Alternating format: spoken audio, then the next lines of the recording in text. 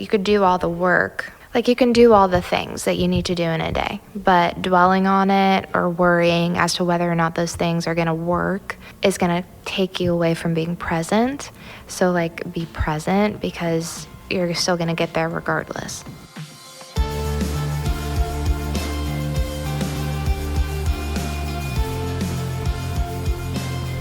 All right, hello everyone. Welcome to the show. Pull up a seat, toss in your headphones, grab the most yellow thing near you, because yeah, this is the What You Don't Hear podcast. It's a life podcast, it's a story podcast, it's a bit of an open journal dive into people's lives as I sit and I uncover the real story behind my guest's journey, finding out what makes them who they are, digging into the parts of their story that we otherwise wouldn't get to hear. Who am I? Well, I am your host. My name is Ross Tyson. I'm a creative of many kinds. I'm currently Instagramless because it finally happened, folks. I got hacked. It's all gone, but that's another story for another time. And guess what?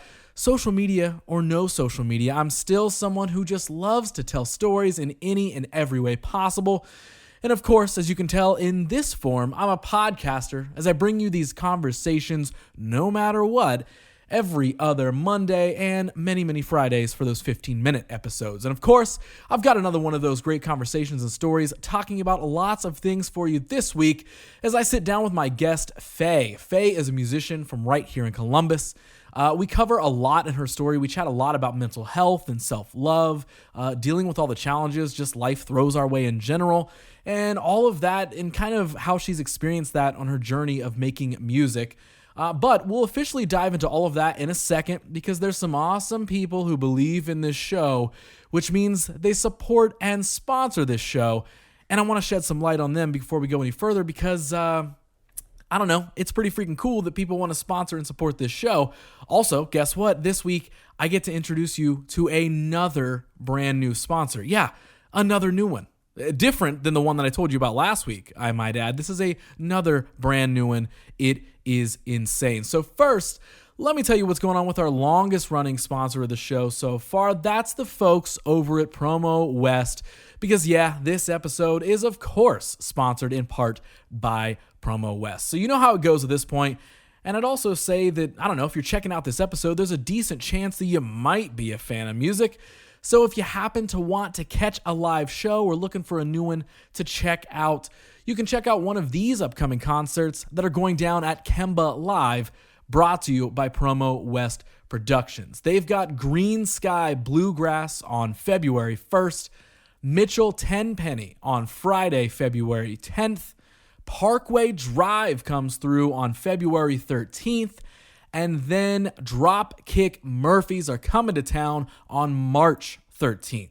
So if you want to grab tickets to any of these, you can jump over to axs.com, or as always, for more information on these or any other upcoming concerts, or if you just want to dive in and, I don't know, see what's coming through town, you can find all the info that you need at promowestlive.com. Okay, so I introduced this sponsor last week. Last week they were the new sponsor, but it's not the new one this week. We'll get to that in a second. But they're sticking around this week because we're sticking with the music theme in general. So musicians, producers, music makers of any kind, this next part is for you. So way back on episode 11, I had my friend and audio engineer Nick Ingram on the show. Since then, he has launched Ingram Audio, and now it's a sponsor of this episode, and, well, they want you to spend less time mixing your music and more time just creating it.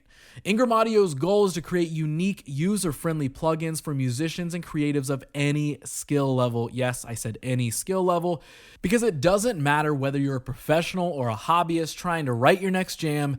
Ingram Audio creates products to make the creative process run smoothly so that writing can be more fun and less stressful. From drum libraries to mix templates and MIDI loop packs, Ingram Audio has you covered. They also just recently launched a brand new product called the Producer Kit.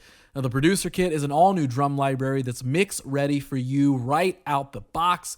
It's got samples that have been mixed to perfection, allowing you to just dive right in and get to work. You can hop in, choose a mix preset, and you're good to go. For real, they've made it that easy. So if you want more info on that producer kit or any of their other products, because yeah, there's more. If you want to check it all out for yourself, you can hop over to IngramAudio.co for all the info and purchase options you may need. Also, while you're there, be sure to download the free one-shot kit that they have available. Yes, I said free. There is something for free over at IngramAudio.co, along with any of the info that you may need on everything they've got. And I've told you that I got a brand new sponsor this week, and I'm going to tell you about them right now. Now, you've heard me on this show. I talk a lot about Franklinton, and I mean, over at 400 West Rich, that is where I make this podcast out of. That is where my studio is. So I've mentioned Franklinton a lot on this show. You've probably heard it. And well, with this sponsor, we're just making the Franklinton family atmosphere around here a lot stronger, because this episode is also sponsored by my new friends over at River and Rich. Now, if you've ever been down into the Franklinton area, you're over at 400 West, at Land Grant, Chrome Edge, or something, you've probably noticed that strip of buildings across the street that houses things like Maker's Social, One Line, Roy G. Biv. Well, that is River and Rich, and they're making space in Franklinton for it to somehow become even cooler. So if you happen to be looking for somewhere that you can live, work, play, create all at the same time, well, it's River and Rich, because living there goes further than just like choosing a 1-bedroom, 2-bedroom, or townhouse style apartment. Those are all there for sure. But what the goal of River and Rich really is it embraces and connects with the Franklinton community. And that's a community that is very art-driven, creative-driven, one that pushes for a unique and interesting lifestyle. And they add to that in a lot of ways. Like, they feature local art throughout many of their spaces, including pieces from Scrawl, and they continually add murals from many local artists all around the community. The goal is to make River and Rich a place to go home to, and really to make it a living piece of art itself. It really is more than just apartments, it's a lifestyle. Now, a resident favorite feature? Well, it's the many local businesses that are in their retail spaces. They have Yellow Brick Pizza, One Line Coffee, a wonderful plant shop called Jewelweed, the DIY craft bar, Maker's Social. You've probably heard me talk about them on the show once or twice. And of course, a lot more. Most recent addition is the Franklinton Market, something I'm real stoked on. It's a convenience store that carries Jenny's ice cream, pet supplies, everyday household essentials. And the good thing for all the creatives that are roaming around the area, they even carry some late night snacks. So River and Rich aims to create a living space that supports these local platforms and surrounding culture that Franklinton has built. Listen, it's truly, honestly, not just a random group of buildings trying to take up space. They have a real purpose there, and it's to create that, rad balance of live, work, and play, and to be a part of the surrounding community. So if you do want to go check it out, if you do want to see what it's like to live there, they offer guided and self-guided tours, so you can go check out an apartment anytime. So if you want to get any info on that, if you want to set up a tour, or just check out more of what they're about in general, you can visit their website at riverandrichcolumbus.com. And a big thanks goes out to them for being down to sponsor this show. For real, there's a lot of cool spaces taking up the River and Rich area over there. They're doing a lot of cool things, so shouts to them. Be sure to go check them out. So, a big thanks to all the sponsors, of course, for this episode. I genuinely cannot say how stoked I am to share any of these things and even get to tell you guys about all the cool brands and businesses that believe in this show. And of course, they're ones that I believe in too. People, it's people and places and entities and all the things that I believe in that I actually want to partner with. So go check them out if any of that sound interesting to you. But if you're ready for the conversation with Faye, well, you're in luck, because episode 73 of What You Don't Hear starts right now. Okay, dude, Okay. Ready to do this? Yes. Let's I'm make excited. a podcast happen after at least a year or two. Yeah. Trying to make this happen, I feel like. Something like Trying that. to align schedules. Oh, yeah. We finally have. Yay. Now, this is our first time meeting. It's the very first time we've ever chatted outside of DMs for anything. That's crazy. You were about to tell me a story before we started recording, because we were doing that thing where it's like, hey, we're meeting for the first time. But man, we can't really talk about anything because we got to save it for the podcast. Yes. So that story, was it something, or am I bringing it up too soon? Or you're like, no, it's this part of my story later on that I can tell you. I was just going to say, I was in LA for like a month and a half, really just to like feel it out. I've never been. Okay. But I was going to say, like, coming back, I'm kind of getting into like my regular routine again, or getting back to things. And so you messaged me, and like this is probably the highlight of my week, to be honest. Oh, heck yeah. Yeah. Dude, that's so sick. Yes. That is awesome. I'm glad I can be a part of like a good part of your week. Yeah. So were you going to LA, like you said, to just kind of feel it out? Like, are you thinking of moving there? Or? Originally, and like that was kind of the whole thing, because I've never been. Yeah. So I wanted to go and experience it, like make connections if I could by just like going out and seeing stuff, meeting people. I thought I wanted to move. I don't know. I've been back and forth on it for a while. I feel like that's a tough, It really is. Anytime anybody brings up like the LA thing to me, like especially, you know, with me like doing a lot of video directing and filmmaking and stuff like that, everyone's first thing that they just go to is, when are you going to move to LA? Exactly. And I'm like, man, like I don't want to. Right. Because like I feel that. To me, like, and I'm sure it's different for everybody, and it's also based off of what each person's individual like ambitions are, right? Right. I don't want to go out and, because like, and I'm not even trying to like self-deprecate here, but like I'm a nobody. So like I feel like if I go to LA, I have to start at ground zero. It's not like I'm going out and everyone's like, whoa, did you hear director Ross is out here and we're going to, oh my gosh. That'd be great. That'd be awesome, right? There'd be a point, at least for me, then I would see the purpose in going. But doing the whole like, go out and like reset it step one and like do the grind of like, hey man, listen, like I know my way around, just using video production as the example, like I know my way around video production. I know my way around directing sets. I know how to tell stories. I know how to do all this stuff. So I don't think it makes sense for me to go out to LA and reset and be like the person going and getting people's coffee just so I can prove that I have what it takes to someone who's probably got an ego anyway and doesn't care that I'm trying to prove. Like, that's always where my head goes. And that might be kind of a pessimistic view on it. I'm sure there's amazing things that I could experience. I have visited before. But I also just think like the vibe of that place, like I do like having attention on me. I do like entertaining people and all that sort of stuff. But I don't think I'm an LA person. Like, yeah, I don't either. Yeah, I definitely tend to work more like an LA person. I will say that. Okay. Yeah. But I don't think the lifestyle in general. It's very different. And honestly, I don't think that's pessimistic. I think that's very realistic. And that's something, like I said, that I've been going back and forth on. Like here, I have people here who like my music. I have people around town who like to come to shows. And then going out there, it's basically like, it's kind of doing myself a disservice in a sense. Right. And like, why not just build here? That's like, the thing. You know? And like, and to use the analogy that I always go to is like the big fish in a small pond sort of thing. Okay, yeah. I would rather work on becoming a big fish in a quote unquote small pond. I love that. So then, if there's reason for me as a big fish to be taken to the larger pond, then there's a reason for me to go. Mind blown. You know what I mean? Yes. Like, does that make sense? That's like, perfect. Because yes. I would rather like find all my successes here in my home and all that sort of stuff. Yeah. And then if those successes take me to LA or to Atlanta or to anywhere else, you know, in the same way that they could take you to, I don't know, LA, Nashville, whatever it may be. Yeah. To me, at least in my opinion, I feel like there's more purpose in that. I do too. No, like 100%. And still, like I said, I don't think I'm so much going back and forth on it anymore because I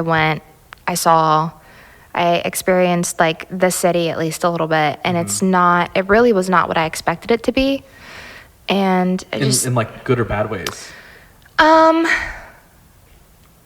just gonna say, yeah, like good way, in good way. Okay.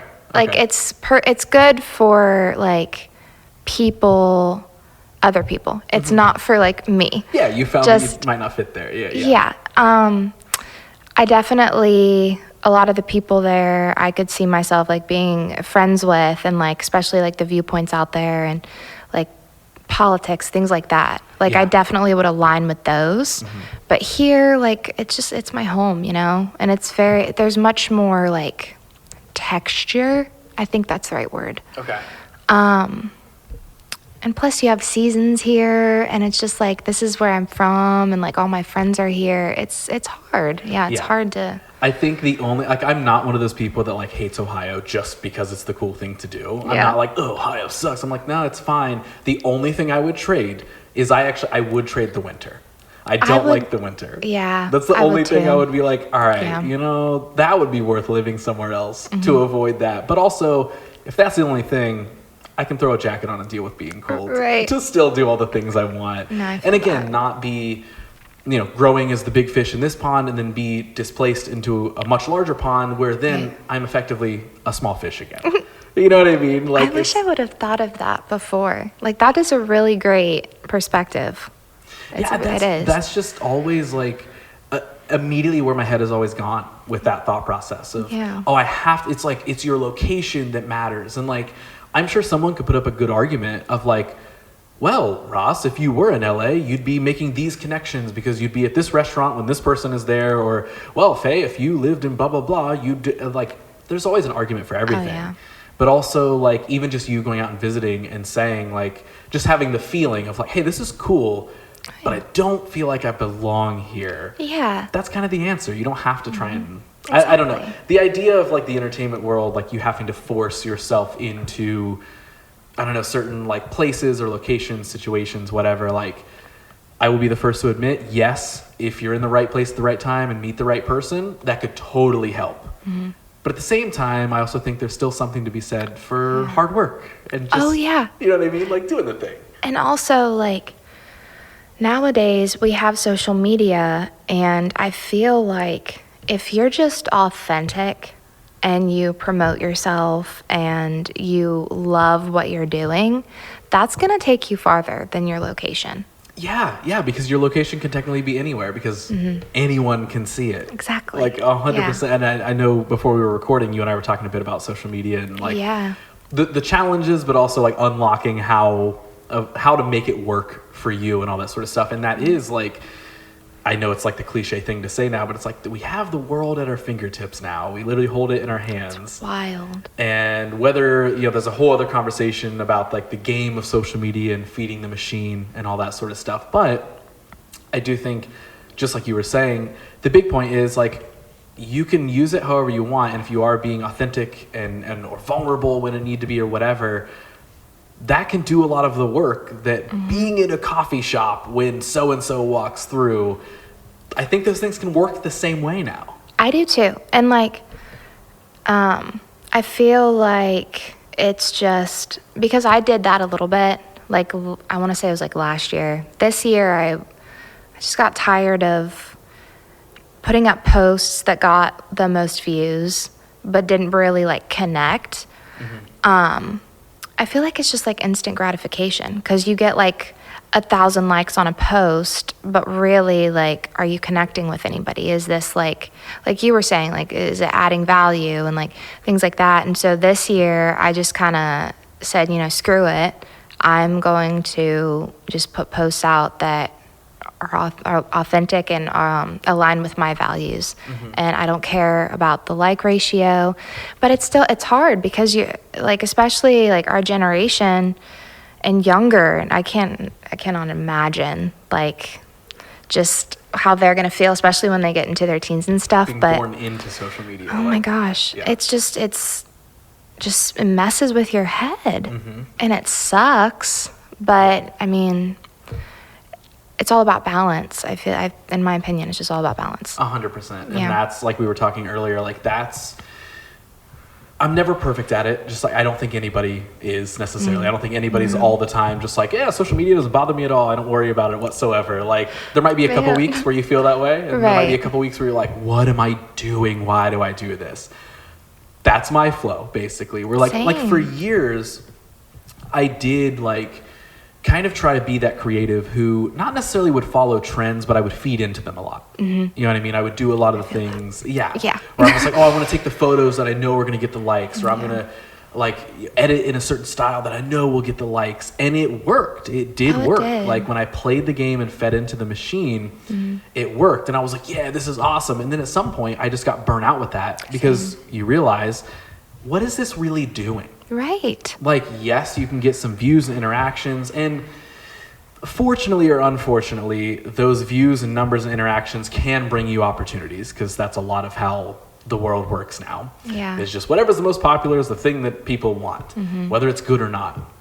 And that, again, that's a whole other conversation. But like for me, I just hit that burnout as well, where I was just like, dude, like, I don't care. Like I was telling you before, I just started using TikTok to post clips of this show and the other things that I do.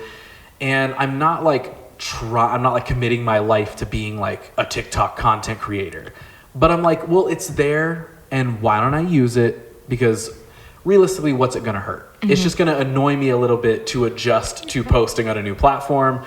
That's it. It's okay. You can do that. And like, especially with this show, I have 3 years worth of content.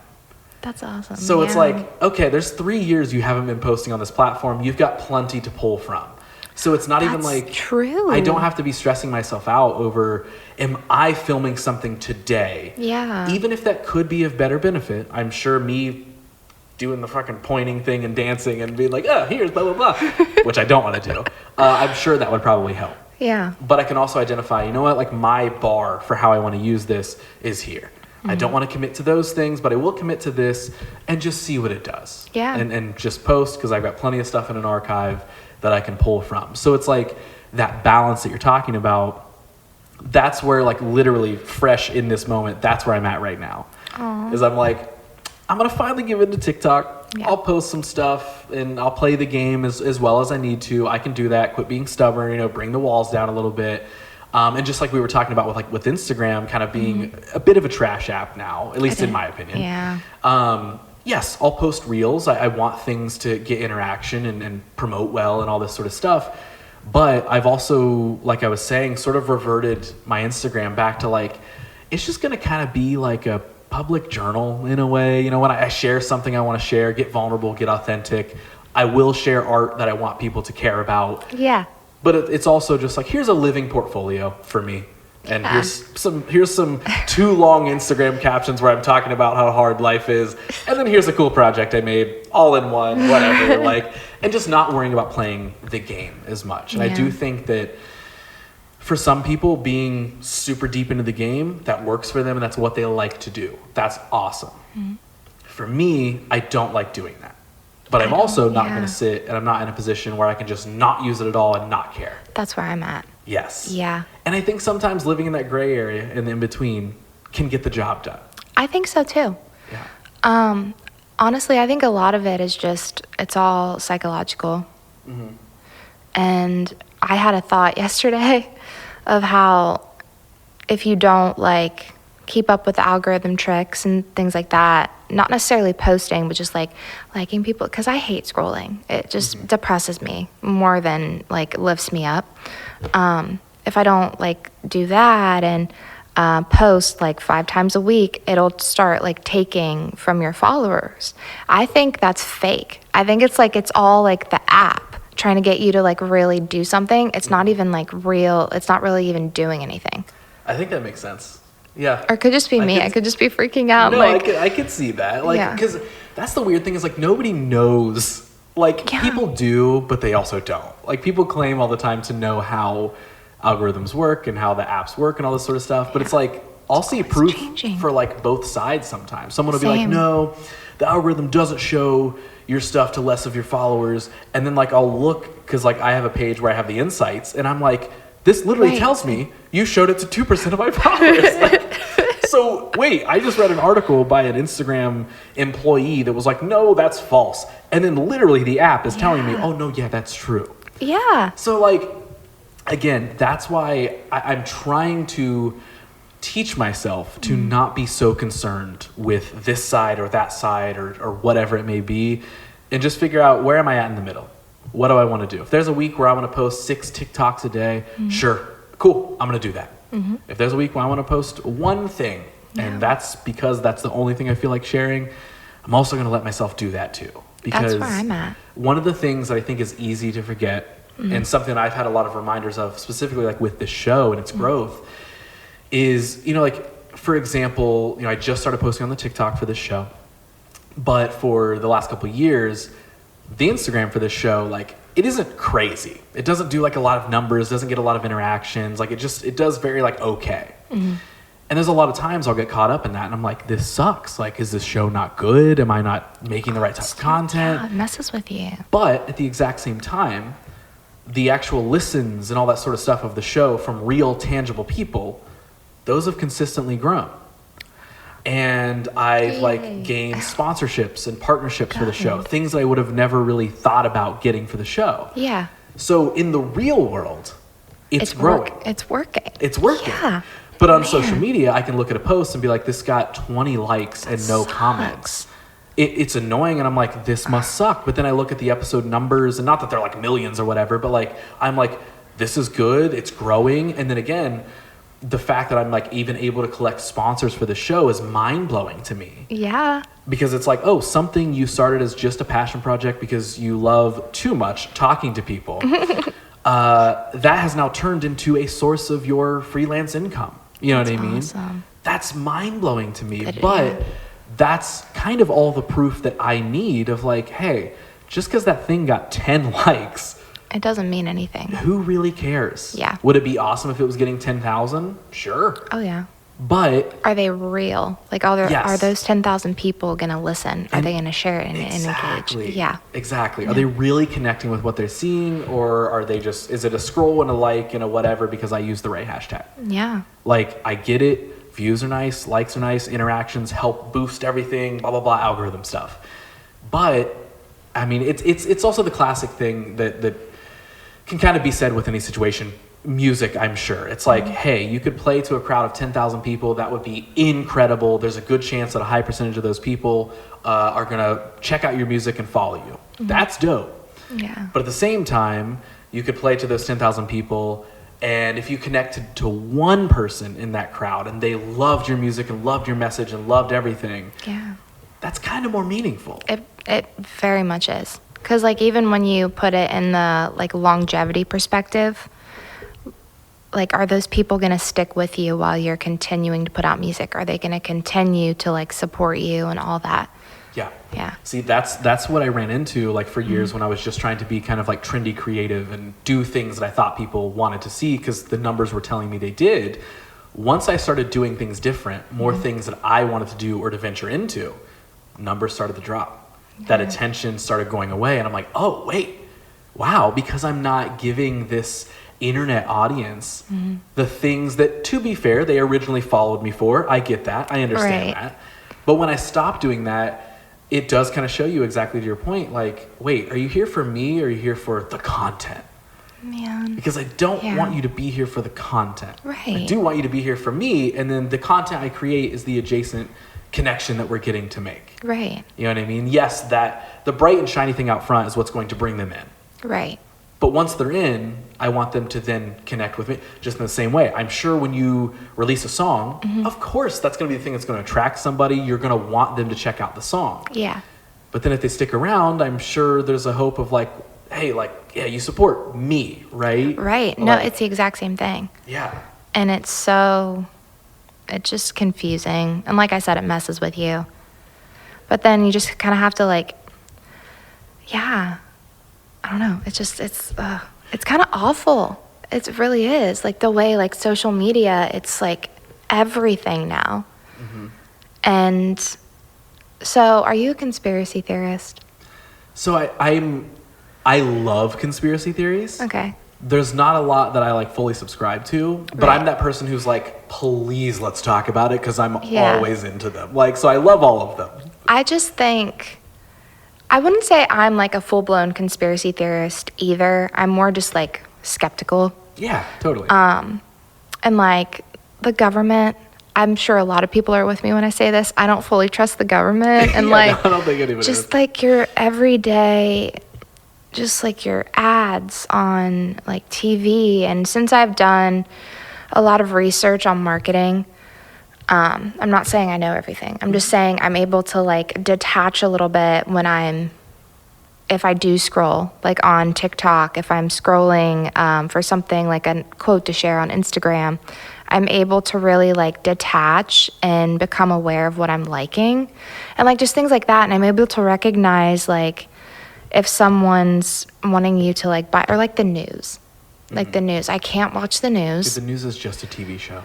It's a TV show that needs ratings. That's it. Exactly. Yeah. And like, I try to explain this, especially to like my mom's generation and like my sister. 100%. And it's just not like, what? No, the news tells the truth and like all this. And it's not, and that's how social media is too. And it's like everything you do nowadays, it's so, they want you to do a certain thing. So you'll like buy something or act a certain way. And it's just, I'm huge, like, a part of me, I don't go around and just like say this because it can be interpreted the wrong way. I feel like I'm just an anarchist in the best way. Like, I don't believe in like, you know, settling for a 9-to-5 that you're miserable at. I don't believe in someone like believing everything they hear. And I question things. I'm very much for like the people and like, no, I'm very much for like human beings. Like, we all have dreams, we all have desires, like goal, like all of these things. And like, why can't we just believe in ourselves just a little bit, just a little bit? But it's so hard in the society we're living in. It's distractions. Yeah. And it sucks. You and I are very similar in that way. Because I try to be, and like, I'm sure I fall into the traps sometimes, right? Oh, I do too. But I do think probably 8 or 9 out of 10 times, I'm pretty good at not falling into the traps. Yeah. I'm pretty good at like, Same. like I cannot tell you, I don't think there has been one thing, unless it's like a local like brand or something, and I'm like, no, I do want to support this. I do not believe there has been one thing, one time that I have seen an Instagram ad and been like, oh, I need that. Me either. Not once. Me either. In fact, what I do to try and tell the algorithm that I don't care is I literally take the time to hit the hide ad thing and tell the algorithm that it's irrelevant to me. Oh, good. Like you hit the 3 little dots in the right corner and it's like hide or ad is irrelevant, blah, blah, blah. And also, dude, I don't know what my Instagram algorithm is on lately. For the last like 2 months, something's broken because they're not showing me things like, it's not even slightly things that I would be interested in. Dude, I'm getting lawnmower ads, like dishwasher soap ads, laundry detergent ads, vacuum ads, and I'm like, what? Like, at least show me like a band's ads or how to make your movie edits better. Like, I don't know. Like, but I'm literally like, man, that's like great. 1 out of every 10 is something that I'm like, oh, I can see how this is targeted to me. The rest of them, dude, couldn't be like, I get ads for like bows, like for hunting and stuff. And I'm like, no way. You don't know who I am. I don't know what happened to your algorithm. But regardless of those completely incorrect ads or not, like you're saying, I feel like I do a pretty good job at staying conscious while I'm on social media. It took me a while, but same. Yeah. I will pay attention to like, what are things that I am liking or commenting on or whatever. Cause it's all about being intentional. And that's like something that I also think, not to just be like, super pessimistic about social media. I think there's ways that social media can be an enjoyable place to use and be on. Oh yeah. But I also don't think a lot of people take that into consideration. They don't. Like, again, what are you liking and interacting with? Because yes, it's going to tell the algorithm that you want to see more of that. So be a little more aware of that. Right. But you're probably liking like the drama things or clicking the articles that are terrible or clicking the negative things. And I get it. It's fun to interject yourself and check out some negative stuff. I understand. But also like maybe think a couple steps ahead of like, all right, if I interact with this, what is it really doing? Do I actually care about this? Right.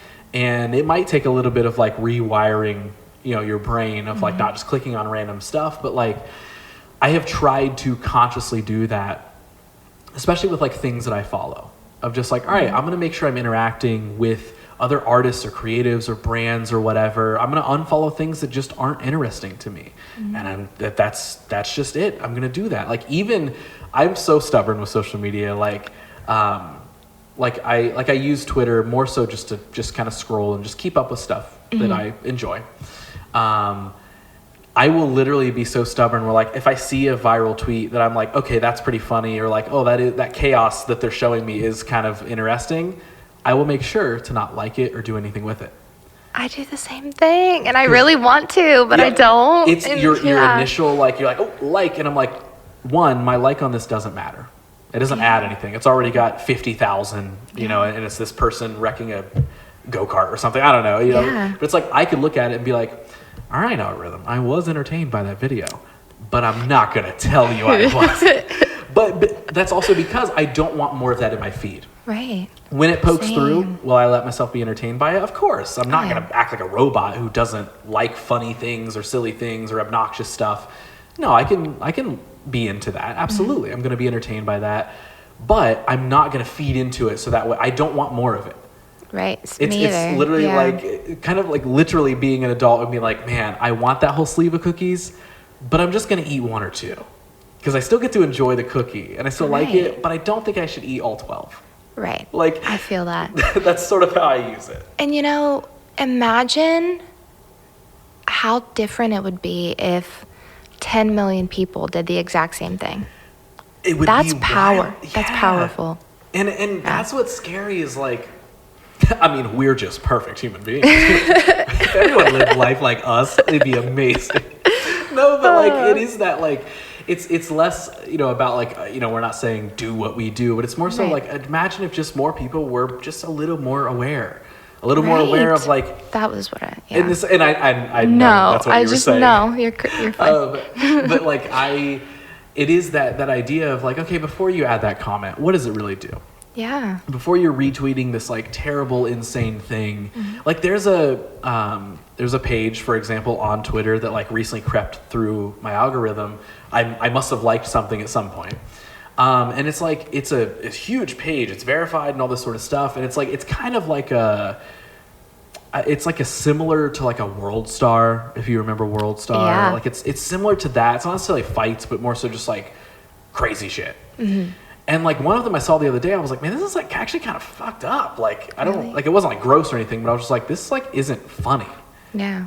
But like it's got a ton of interactions and this is a verified gigantic page. And I'm like, this is what is like getting attention. And I understand that. I get it that the answer is yes, it is.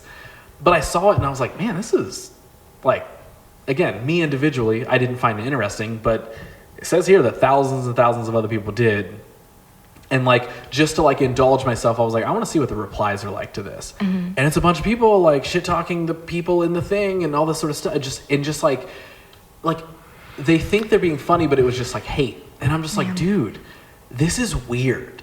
Yeah, and like, weird. I know I'm not the only person who looks at that and is like, this is really weird. Yeah. But those are things that I'm like, I want to avoid that because I don't want more of this. Like, and again, I use the mute and unfollow buttons to my advantage. Me too. I will because like whether it really works or not, I don't know.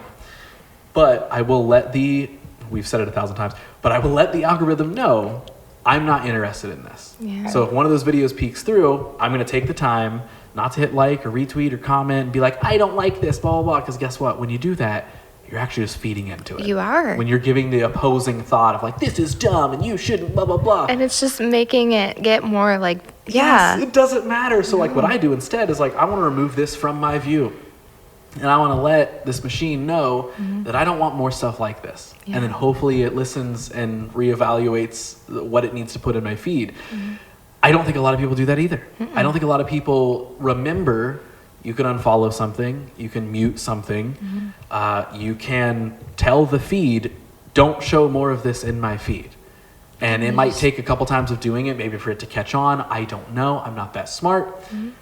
But I am stubborn enough that I take the time to try and do those things. I do too. And like, well, I think it's because we know, like, the platforms. We've researched it and we know, like, how to make it, not necessarily do what we want it to do, but, like, getting all that just extra, just fluff, just out. And maybe, I could be wrong. Maybe it is a lack of just education on, like, the platforms. Maybe not. I don't know. I just know that that's what's best for like my mental health.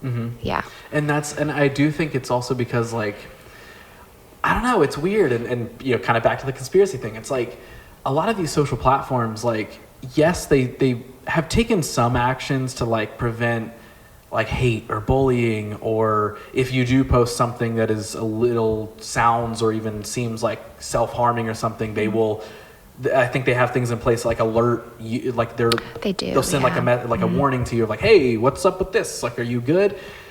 It's like there's that, which is like good, but at the same time, it seems like it's sort of like a drop of good and just sort of a mess, that it's more so like, yeah, we still want your attention and your numbers and every single second of your day. Oh yeah. We will kind of take care of you, but we also won't. It's right. I can't tell. I really can't tell. And like I had an experience a while back where this person was talking bad about me online. This happened a couple times, to be honest. And it was over nothing. It was, I don't want to like dive into it, but like I want to say the people that were following me, like a lot of people went and like reported the account. The person got locked out of their account, but then a couple months later, they're back into the account. Right. And it's like, what did we really do? Like, right. You annoyed them for a little bit, but they still are able to... Exactly. Like, and I get that, like, if they deleted their account, what's stopping them from just going and creating another one? But it's also like, I feel like there's ways to... I don't know. I don't feel like it should be that hard to...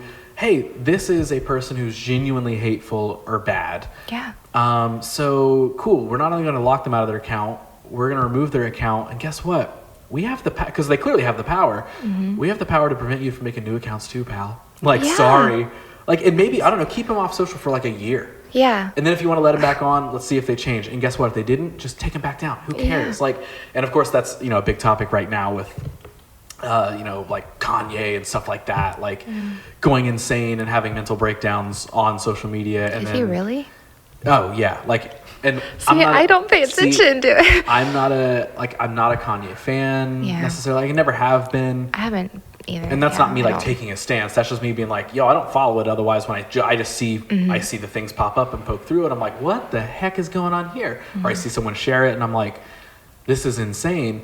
But I mean, essentially, like, he is having mental breakdowns, like where you can see this human being is their literal brain is not okay. Yeah. But because he's doing such crazy and controversial and terrible things, it riles everybody up because there's a bunch of people that insanely agree with him on hateful things that he's doing. And then, of course, the opposing side is like, no, stop this.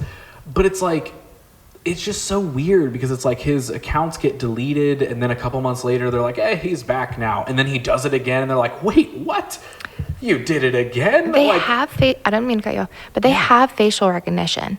Like, that has to be a thing that they could use, but they don't want to use it. And again, I think it's because it's like, well, we can get some more viral numbers out of this person popping back up. Yeah. And then there's like the weirdness, and like, I haven't investigated it. I don't know because truthfully, I don't care. But there's like the weirdness going on with like Elon Musk buying Twitter now. Oh, I heard that. Yeah, he essentially tricked himself into buying Twitter. He like jokingly was like, oh yeah, I'll buy it. And they're like, cool, for all this money. And he's like, oh, all right. And now he has it and doesn't know what to do with it. But it's just, but it's so weird to just like see the things that I've seen about it where he's revoking like anti-hate filters that they've put into the system. Really? And he's like letting people who have gotten their profiles deleted like come back on because he's trying to be like the whole like, nah, freedom of speech is important. And it's like, yeah, dude, but not like that. No. And so it's like those sort of things, again, not to just like put this black cloud over social media. Right. Because again, truthfully, Elon Musk doing something with Twitter, that doesn't affect my daily life. Like, the empath in me is going to be like, man, I don't want people to be affected by this. Right. But also, okay, I don't care. I don't care that some weird billionaire owns this app. If it gets too bad, I'll just delete the app and I don't have to care. Right. I don't, at least for now. Apocalypse incoming. But like you see stuff like that and it's just so strange. It's just so strange because I'm just like, what's the point? What is he doing? Like, you also can't tell if he's like trolling or not. Like, if he's just like, I don't know, because he just like, he's literally feeding into it. And like, I will see people post things that he has said and he'll tweet something that seems like a joke, but he's like, yeah, I'm gonna like make the Twitter do this, and everyone's like, what? Look at what he said he's gonna do, and I'm like, I kind of think you're dumb because it seems like he's joking, but also he's really dumb and he might be serious. So like, right, you don't know. I can't tell, but at the same time, I'm not gonna feed into it, and I just don't care because even though everything revolves around it, unfortunately, the internet's not real. Like it is the perception is reality thing, unfortunately, but at the same time, it's everything we've been talking about this entire time so far. It doesn't have to be real. It's only as real as you allow it to be. Exactly. That's the thing. Yeah. Again, the argument is, well, a lot of people make it really real. They do, yeah. And that's hard, but I'm not a lot of people. I can't control all of those people. Right. So I'm going to do what I can in my world, in my bubble or whatever. I'm going to do what I feel like doing. Yeah. I'll interact with what I feel like interacting with, all that sort of stuff. And this is my humble opinion. I think that's so much better for your mental health. I do too, yeah. Yeah. Like, I again, don't fill it with a bunch of junk and all that. Right. And I know that sounds like we're just like on our high horses, like, oh yeah, blah, blah, blah. But like, that also doesn't seem like that out of the out of the realm of possibility of like what just a realistic thought process should be. Because like I think in people, like if they listen to it, I hope they listen to it, they'll listen to it. But I'm sure people who are going to listen to this and who are listening like will agree with that because I'm sure they feel it too. They feel that like they get knocked down a peg with their self-esteem if they see something that like looks better because it's this pose or like I'm sure like yeah, but you're going to have that like percentage people who are like all for it. Yes. But I think there's more people like us. Because we're all just human beings. Like this didn't exist like what, 15 years? No, like 10 years ago. Right. Like it wasn't even, it wasn't a thing. The amount that all of this has grown and just like expanded, it's in a small amount of time. And like I've had this conversation with several people on the show now. But like the thing that I always go to when it's like hard to deal with like somebody hating on the internet or seeing negative things or whatever is like, we have to remind ourselves we are being flooded with more information. And I'm pretty sure this is like a real statistic. I don't know the statistic, but it's out there.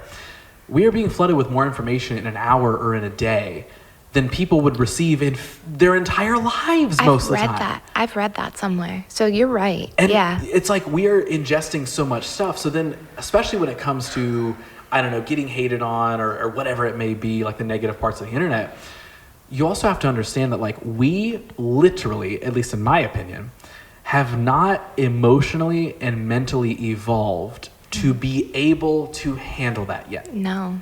Because it's the equivalent, and if somebody's heard me say this before, I apologize, I'm repeating myself, but it's the equivalent, and at least to me, that like, let's revert this back to like, I don't know, colonial times or something, right? It's the equivalent of like getting hated on the internet by a bunch of strangers. Feels in our like caveman emotions. Right. It feels the same as if you walked out into your group of people, your tribe, your surroundings, your village, whatever, and everyone started hating you for no reason. It feels exactly the same. So you're like, oh my God, I feel outed, I feel scared, I feel terrible, blah, blah, blah. Now take that, and no, you're not getting hated on by your neighbor or whatever. It's just 100 people on the internet. It's 2 people on the internet that you've never met. It's 5 people on the, like, whatever it is. We don't know how to handle that yet. No, we don't. And that's like what I often try to remind myself of is I'm like, hey, remind yourself for the sake of all these people that you're seeing, we're still sort of dumb animals that are adapting to this stuff. Oh yeah. We don't know how to really use social media. We are just kind of puking up entertainment and doing all this sort of stuff. And again, there's a lot of good and fun and awesome stuff, but with that will come a bad effect. Obviously, there's always good and bad with everything. We could talk about dieting, and there's always 2 sides to every diet. Oh yeah. Somebody's like, yeah, go vegan or vegetarian. And then somebody's like, do you realize the things that you miss when you don't eat meat? Yes. And then on the flip side, hey, eating a bunch of meat actually isn't bad for you, or actually isn't good for you, and here's what. Like, there's 2 sides to everything. There's an argument for everything, and I understand that. And I think it's the same thing, though, with social media, but it really does come down to literally we have to remind ourselves, at least in my opinion, we have not adapted to like receiving all of the information or the potential random hate or the negativity that can come from social media. Oh, yeah. Maybe 50, 100, whatever years it may be from now, maybe it'll change a little bit, because I think literally our bodies and minds could evolve to it. I hope. Yeah. But for right now, just like you said, it's been 10, 12, 15 years. It hasn't been that long at of all. actual social media, not the internet, but actual social Yeah. media being a thing. And it's evolved so quickly, and there's been so much information and so many interactions and all this sort of stuff. Literally stripping it down to caveman terms, we are not used to that. No. As human beings, we are not used to that yet. And I think it's more, it just sucks, because I think it does more harm than good, especially because like humans are humans. We get offended, we get hurt, and like if you're not aware and like prepared for like backlash, like I'll bring up, is her name Khloe Kardashian? I watched that show. I've watched like a few episodes of the new season, but she's dealt with, like you can tell like in the show how depressed she is from all the hate from millions of people. I'm sure. That she doesn't know. And like millions of people, like it's hard enough just one person, like in your day-to-day life. Yeah. And it just, it sucks. Like, I don't want to get to, I won't say what I was going to say. Well, I was going to say, like, it's no wonder that, like, the suicide rates have gone up. Oh, totally fair. And, like, I hate to say that, but it's got truth to it. And it's sad. Because, again, you post something and it doesn't get good interaction or something. Who knows? Unfortunately, in an unhealthy person, that could be the triggering point. It's just like, I don't matter. Yeah. Just because a post didn't get 50 likes or 500 or whatever it may be, like that is unfortunately very real. Or when it does dip into, the hate and all that sort of stuff, like, I wouldn't say it's like an everyday or a weekly thing, but you do see people in the public eye doing that due to social media backlash and stuff like that. That's also why, like, not to trail down this because we could probably spend another hour of this show. Sorry. No, this is still great. But like the side tangent I'm going to go on real quick is like, the idea of like cancel culture and all of that sort of stuff. Yeah. Listen, when somebody does something genuinely bad, I do think they should be punished for that, and they shouldn't be trusted as a human being, and they should probably be treated as a bad person if you do a genuinely bad thing. But doing something sort of questionable that maybe somebody doesn't agree with, that's like sort of maybe taken out of context, or if you did mean it but you've changed and you genuinely are like, hey, at least it wasn't that bad of a thing, right? It was just sort of this thing I did.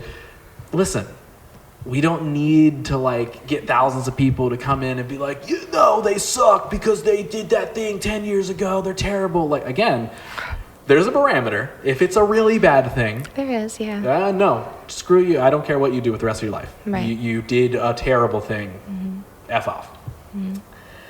But also, like, I think there's a lot of people, again, they love kind of the mob mentality. Again, it goes back, revert it back to human beings years ago. It's wild. Literal, and like, I hate because this phrase has become like overused in like media and stuff now, but like, think back to like witch hunts, like actual witch hunts. That's what it feels like. That's like when they would stone people in villages. Jesus. We still have those things in us. We do, but now we just get to do that to anyone at any point in time, during the day, the night, anything we want. You can just do that. You can throw a stone, you can hate somebody, you can make a nasty comment. Again, that innate desire that we could get from, old Jerry stole alcohol from the thing again. Let's stone him tomorrow. Unfortunately, humans are weird enough that like the town would gather and be like, yes, stone Jerry. And it's like, maybe he like could learn from this and get better. But instead they kill him and then throw him out back and whatever. We still have, I know that's like a silly example. It's true. But that is what it is. And now we are using those same thought processes and emotional processes, but now with the ability to do it to anyone, anywhere. Yep. And again, I don't think we've caught up. And I don't know if a lot of people are going to catch up necessarily, because again, everything we've been talking about. I don't think a lot of people are thinking about it in that way. I don't think that, I'm not saying that that's like the solution tomorrow. If everyone just woke up and hid their ads on their Instagram feed, the world would change. There's always going to be a balance of good people, not good people, whatever. But I do think it comes from that, like, that just ancestral thing deep in us that, like, we're still just these weird animals that can do like everything. And that also means we can do everything bad too. Like, and now we have the power to do that. So like, again, not to make this like the social media's bad podcast, because I would love to talk about you outside of social media. But yeah, there's good and bad, just like there is with everything. What I would love to do is let's revert to a time of before Faye was consumed with social media, like we all are. So when does all of this even like start? Like, when do you start making music? And did you grow up like in Columbus or in Ohio or where? So Grove City. Okay. That's like my hometown. Kind of, sort of. I moved a lot. So my parents separated when I was 2. So that caused a lot of moving because, like, my mom, she was a single mom. She had my sister and I. We lived in Grove City for a time. We moved to Orient. That's like 15 minutes south of Grove City, and maybe like 10-ish minutes. Do you know where like Taze Valley is, Asheville, Circleville? You're kind of down that area. Sort of, yeah. Yeah, it's like that area. So when we lived there, I picked up guitar. I want to say I was like 11, and it took me, I picked it up kind of from, I don't really know why. It was just kind of like that, one of those things, like, oh, this looks cool. I sat in my room for like 3 months, and then I got bullied a lot when I was in middle school. Like, those were like my worst years of school. So I'd come home, and I think I was just really pissed off one day, and I'm like, you know what? I'm going to learn how to play guitar. So, like, I sat down and I just taught myself guitar, and then that's when, like, songwriting followed, and yeah, it just stuck. So, yeah, like 11 or 12, and then from then, it was, like, open mics and occasional festivals. It was mostly just songwriting for therapy. And, like I said, my parents split when I was 2, so a lot of that, like, I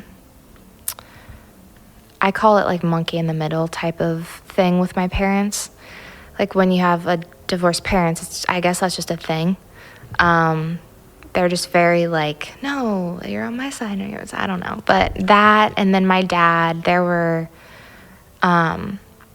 rough years with him as well, just for his personal issues, things that I didn't even know were happening in his life that, kind of rolled over into my life. And music was just that outlet. Like I said, it was just me, my guitar, and a notepad.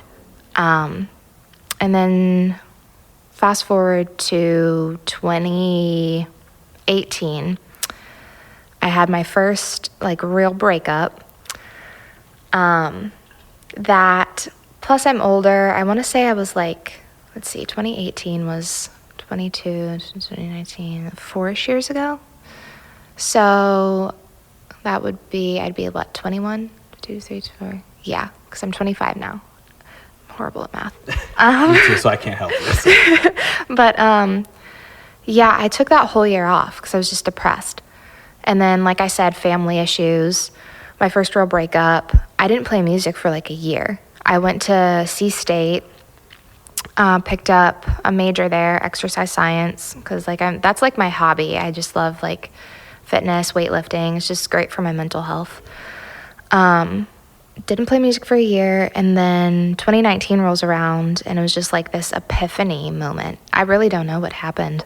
I just like literally woke up one day, and maybe it was because of that year. I just had a lot of time to think that year prior of, what do I want to do with my life? Like, is music even something that I like? Like, just things like that.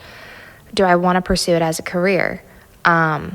So I went over those questions in my head, time again for a year. Woke up in 2019, and it was just like a moment of just, you know what?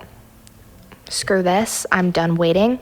This is my life, and I'm gonna do what I want with it.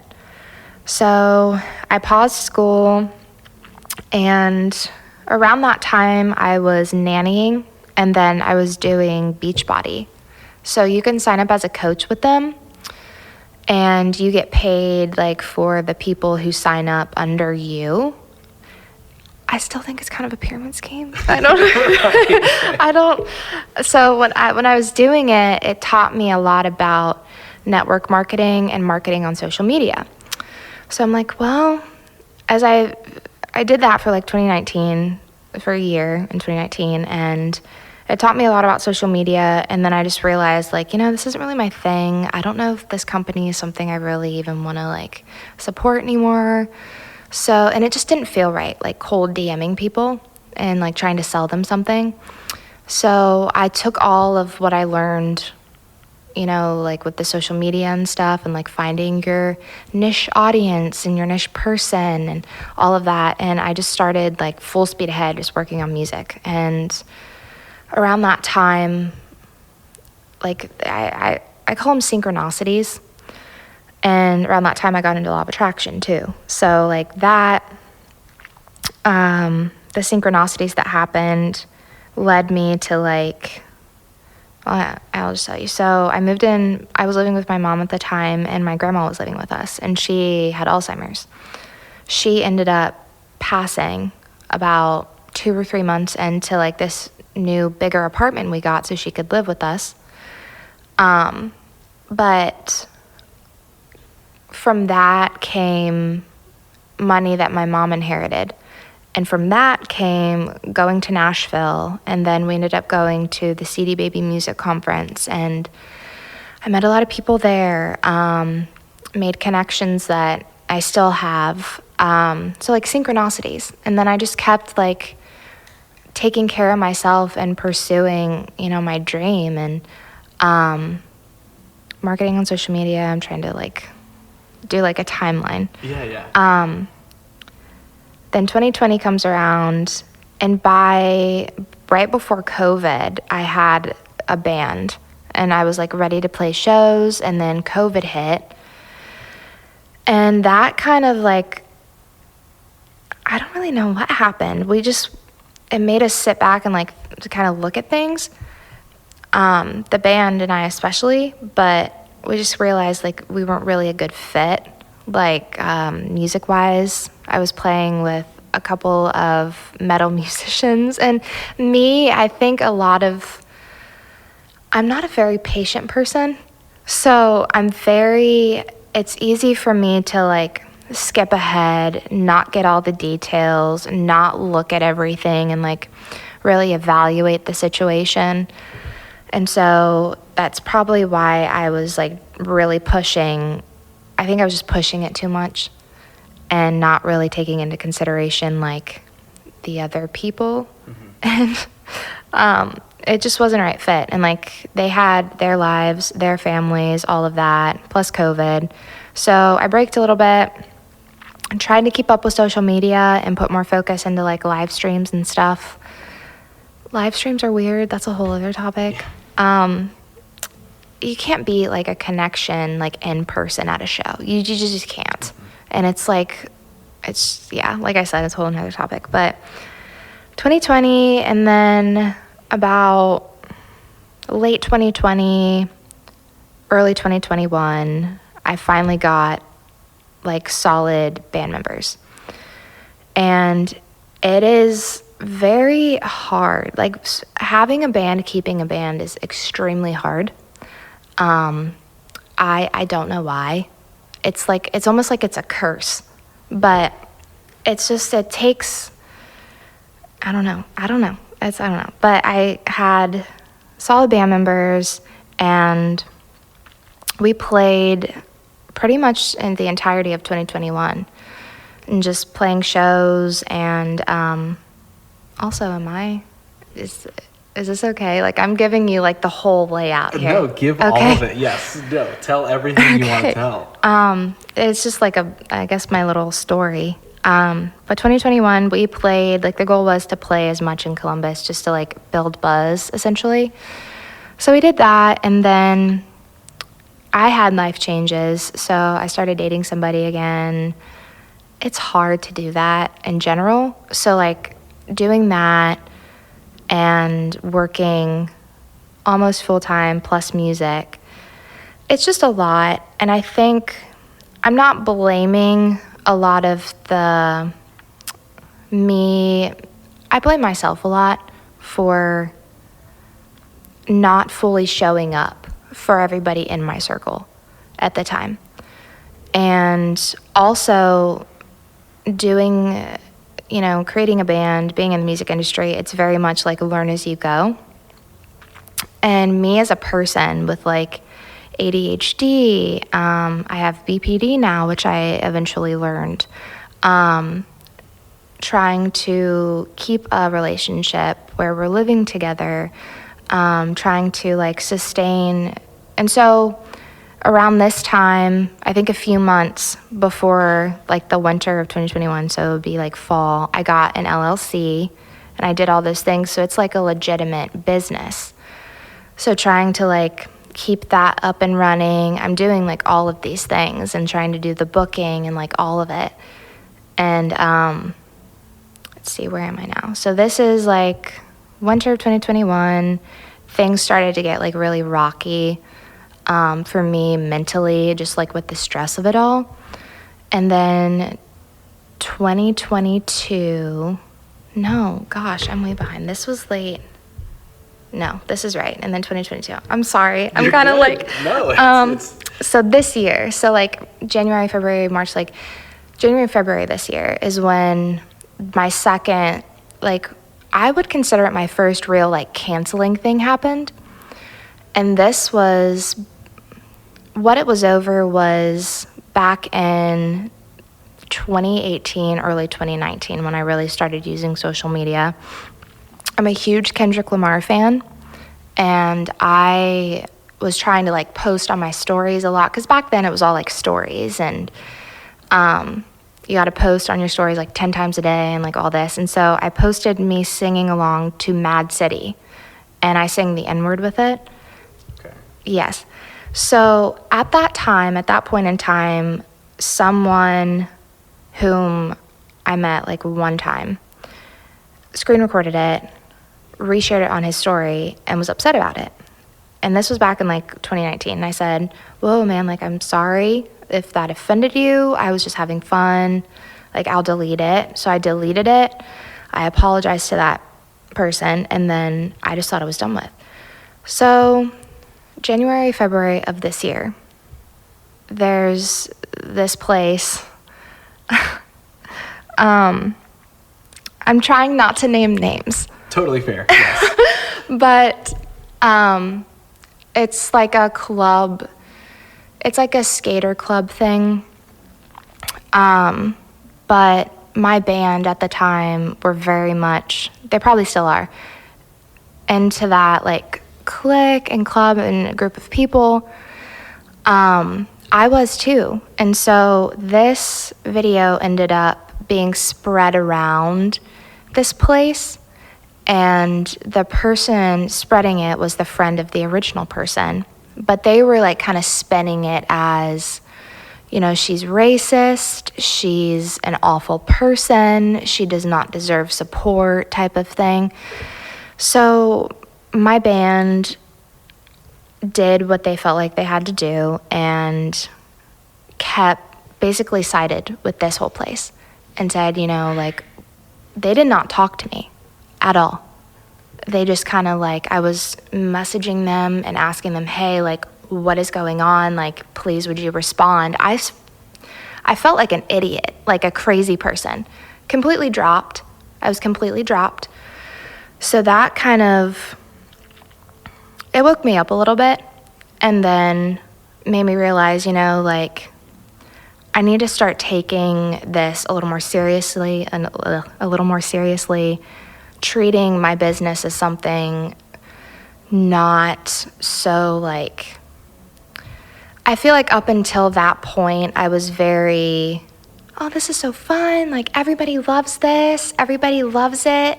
And it's just going to be amazing. I can post what I want and do what I want. you can't do that.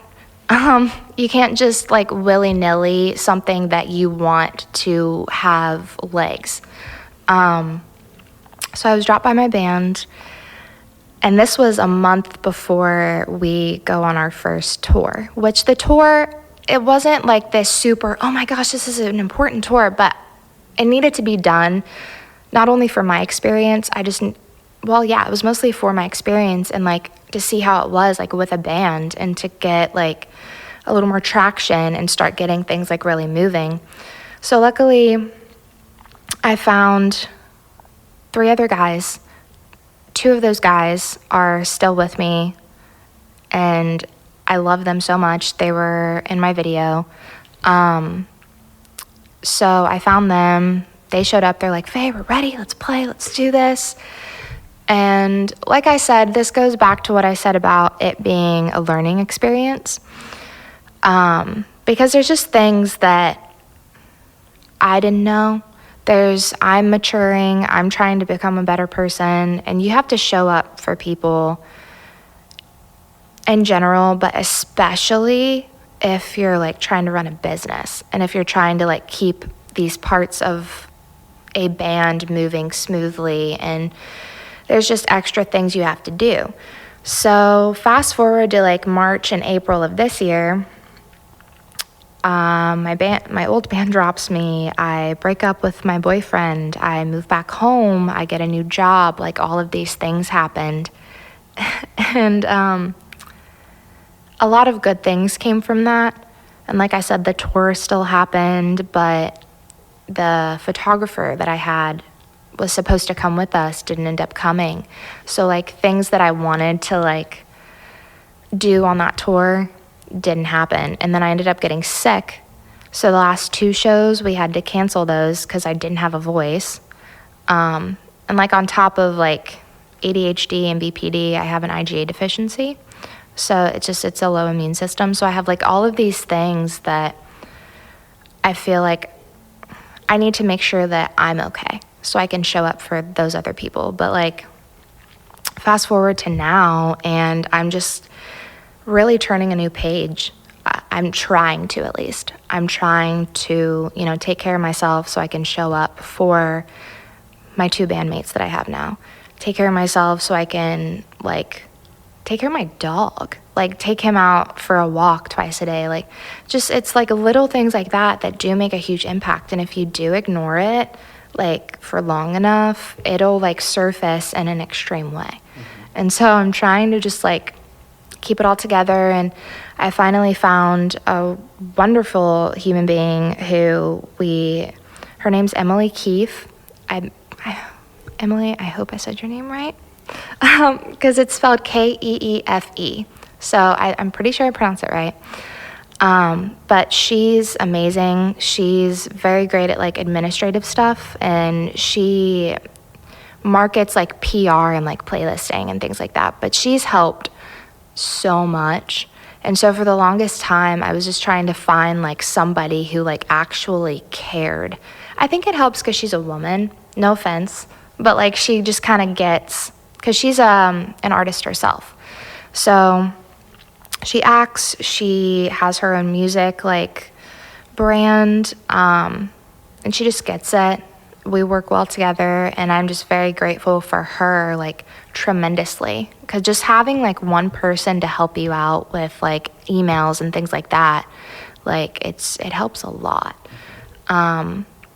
But yeah, like here I am. I released Wolf. That's been on the back burner for like a little bit because of this trip to LA and just other personal things that I've been going through with my family and stuff like that. So I'm glad it's getting a good response. But yeah, I have plans, and I'm just trying to like get my footing and keep my footing and just to build. So that's my story pretty much.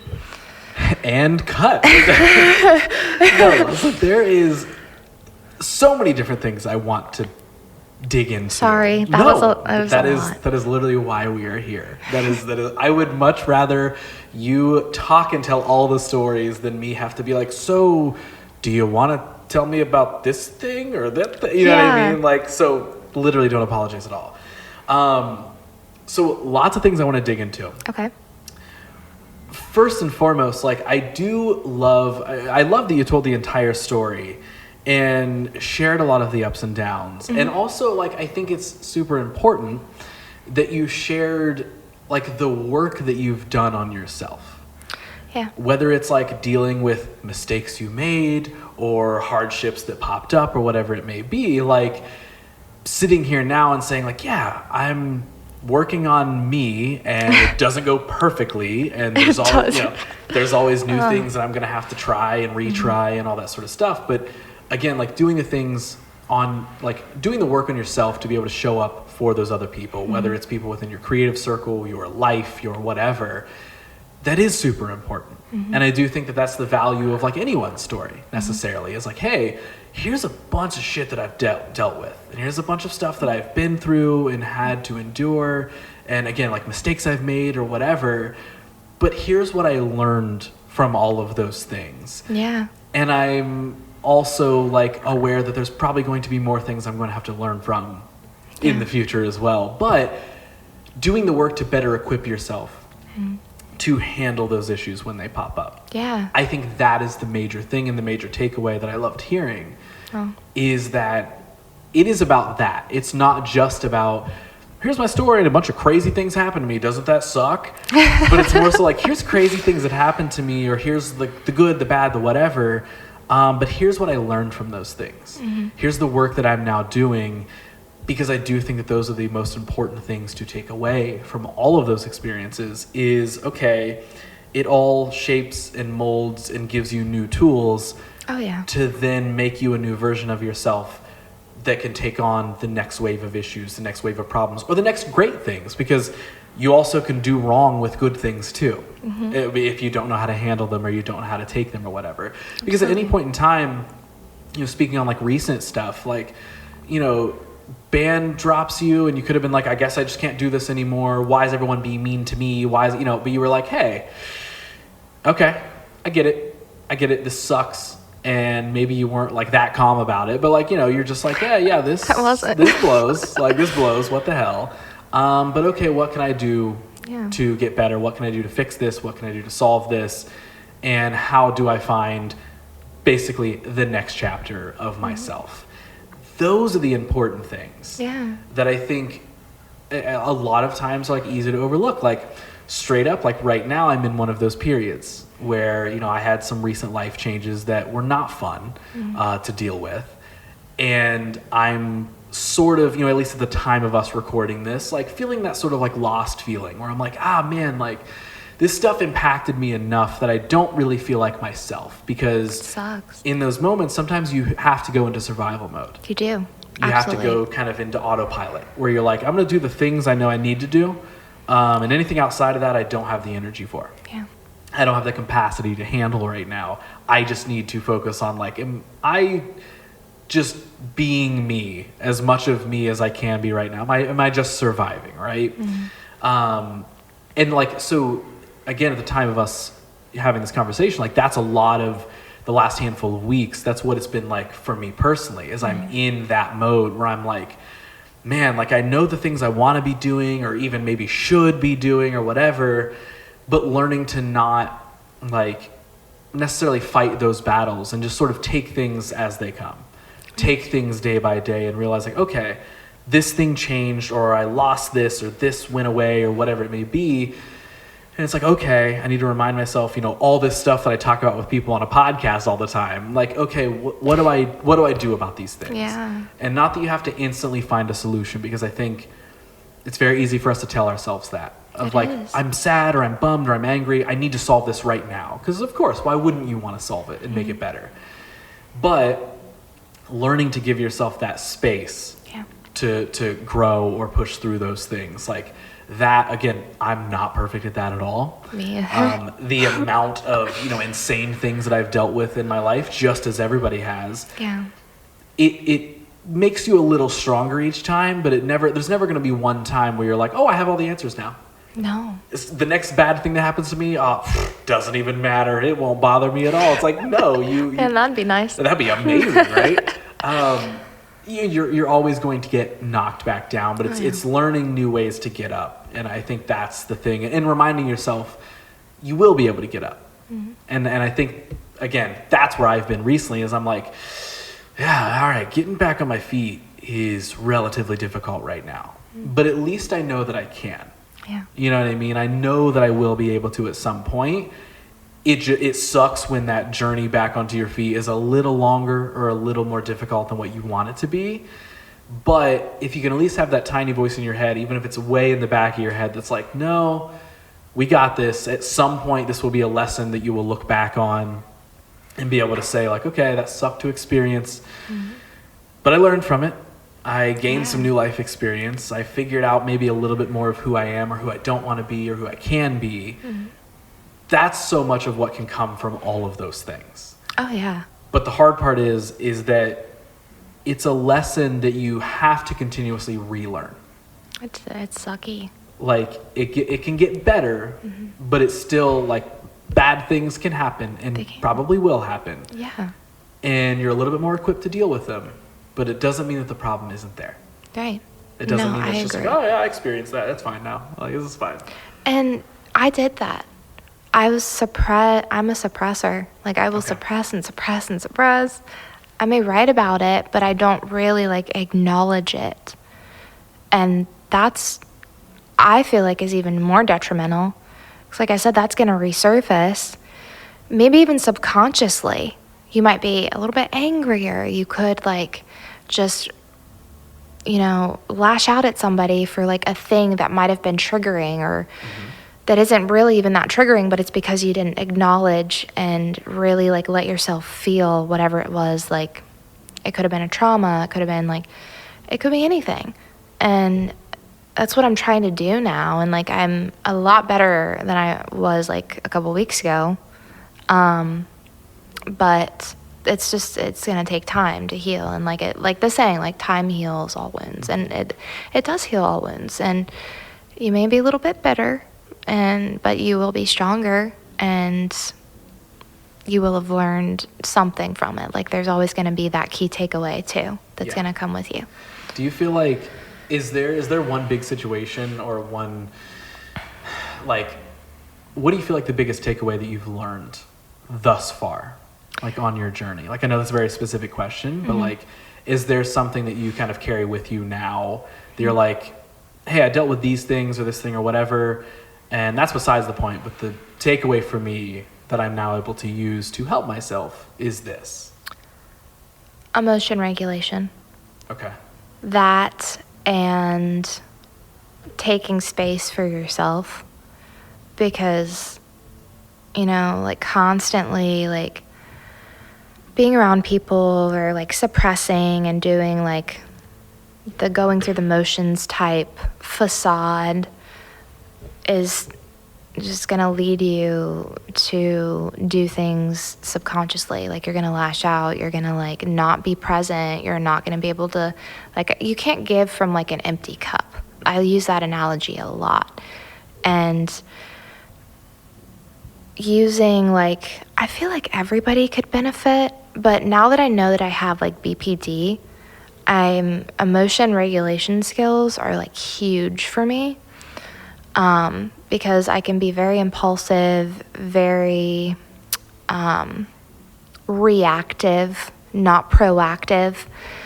My impatience goes along, like, it'll go along with that and make those things worse, because I feel like everything has to be done, like, right now, and I have to, like, do this and do that.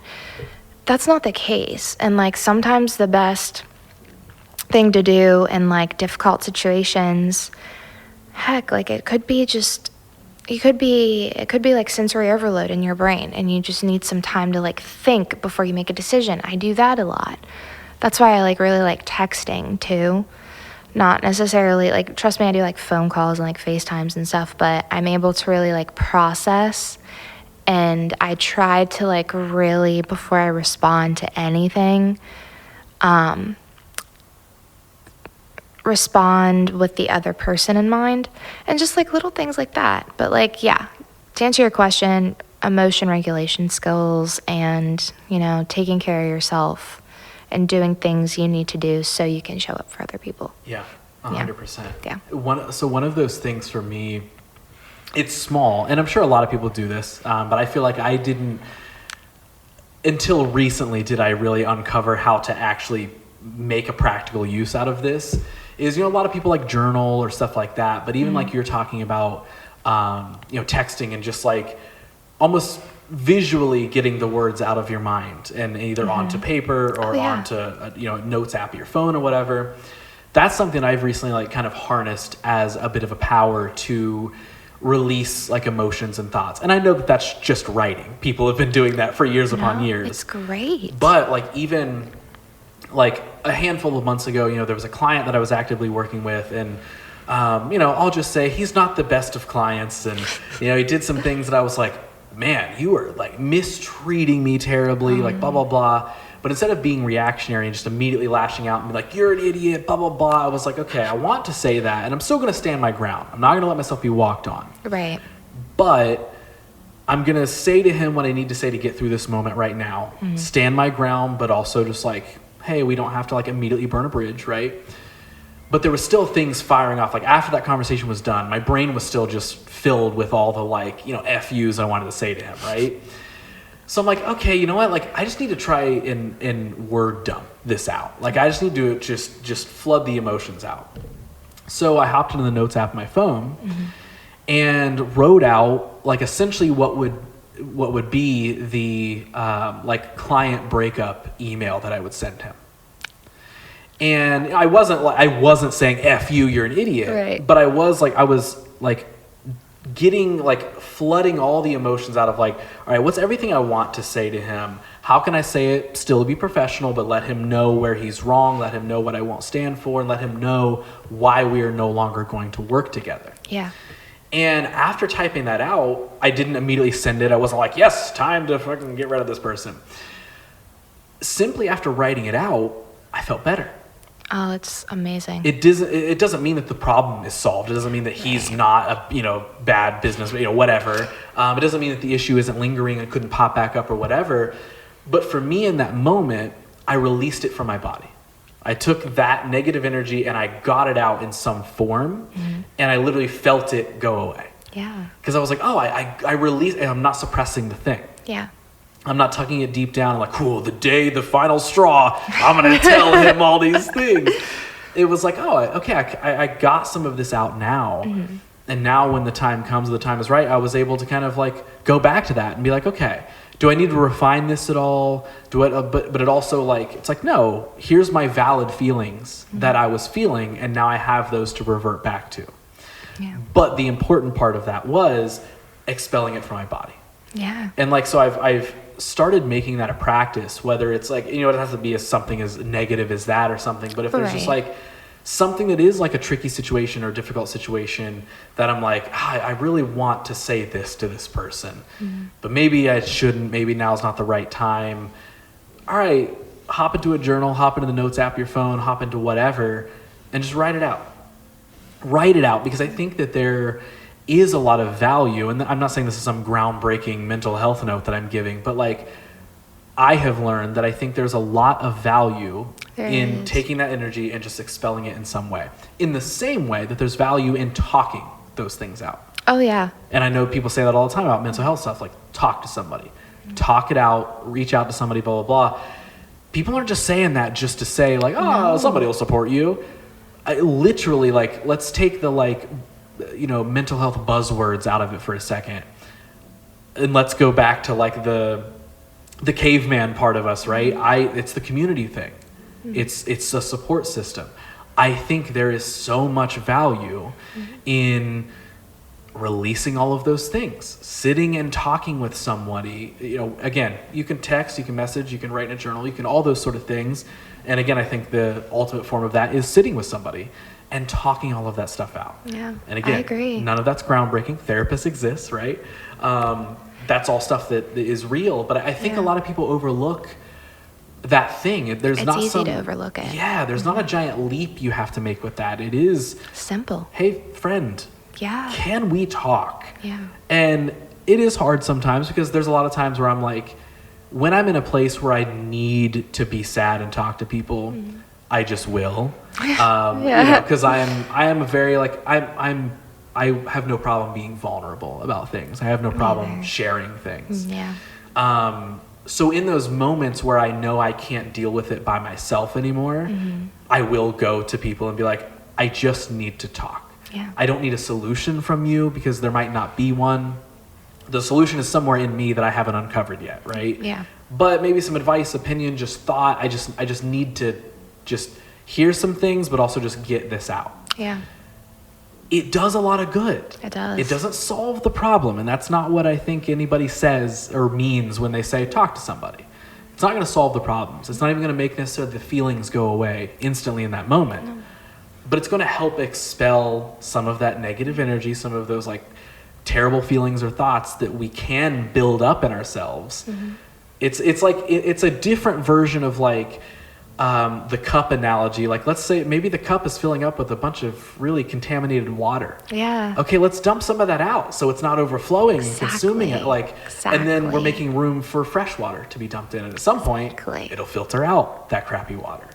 And I think that there's just so much benefit in doing those practices. And it is hard because there is some times where I'm like, God, am I just like, I'm complaining to this friend and I'm being so whiny and I'm being so sad and emo and do they even want to hear it? And I think you'd be surprised at the amount of people who are willing to listen and who are willing to support. And also, I think if they're not, maybe that's not a good friend. Like, maybe you get an answer there of some other problem that's looming, you know?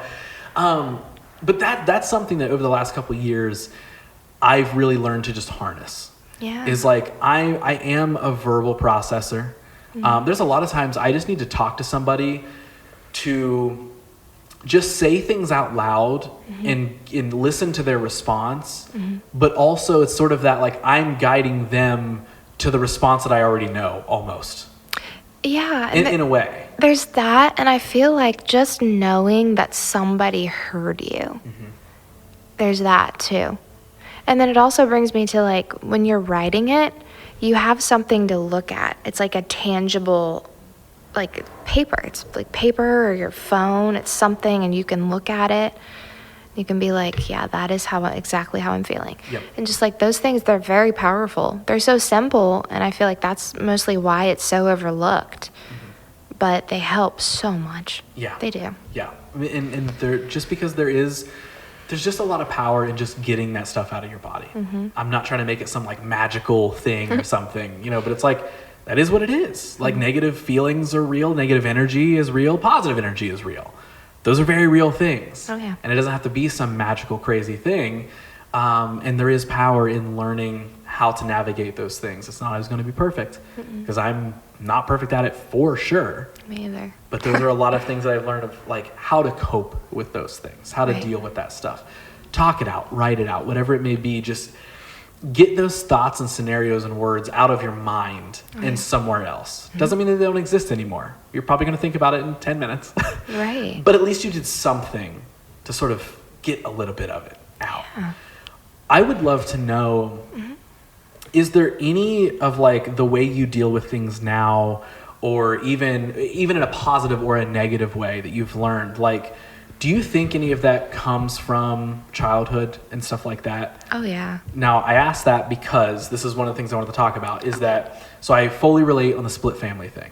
I was 100% an accident. Sorry, Mom, if you're watching this. It's just what it is. 100% an accident. My parents were never, like, they were together, but they were never married, anything like that. So I absolutely grew up split family. And until I was about 12 or 13, the two sides of those families did not get along. So back to your, like, monkey in the middle sort of thing. 100% felt all of that.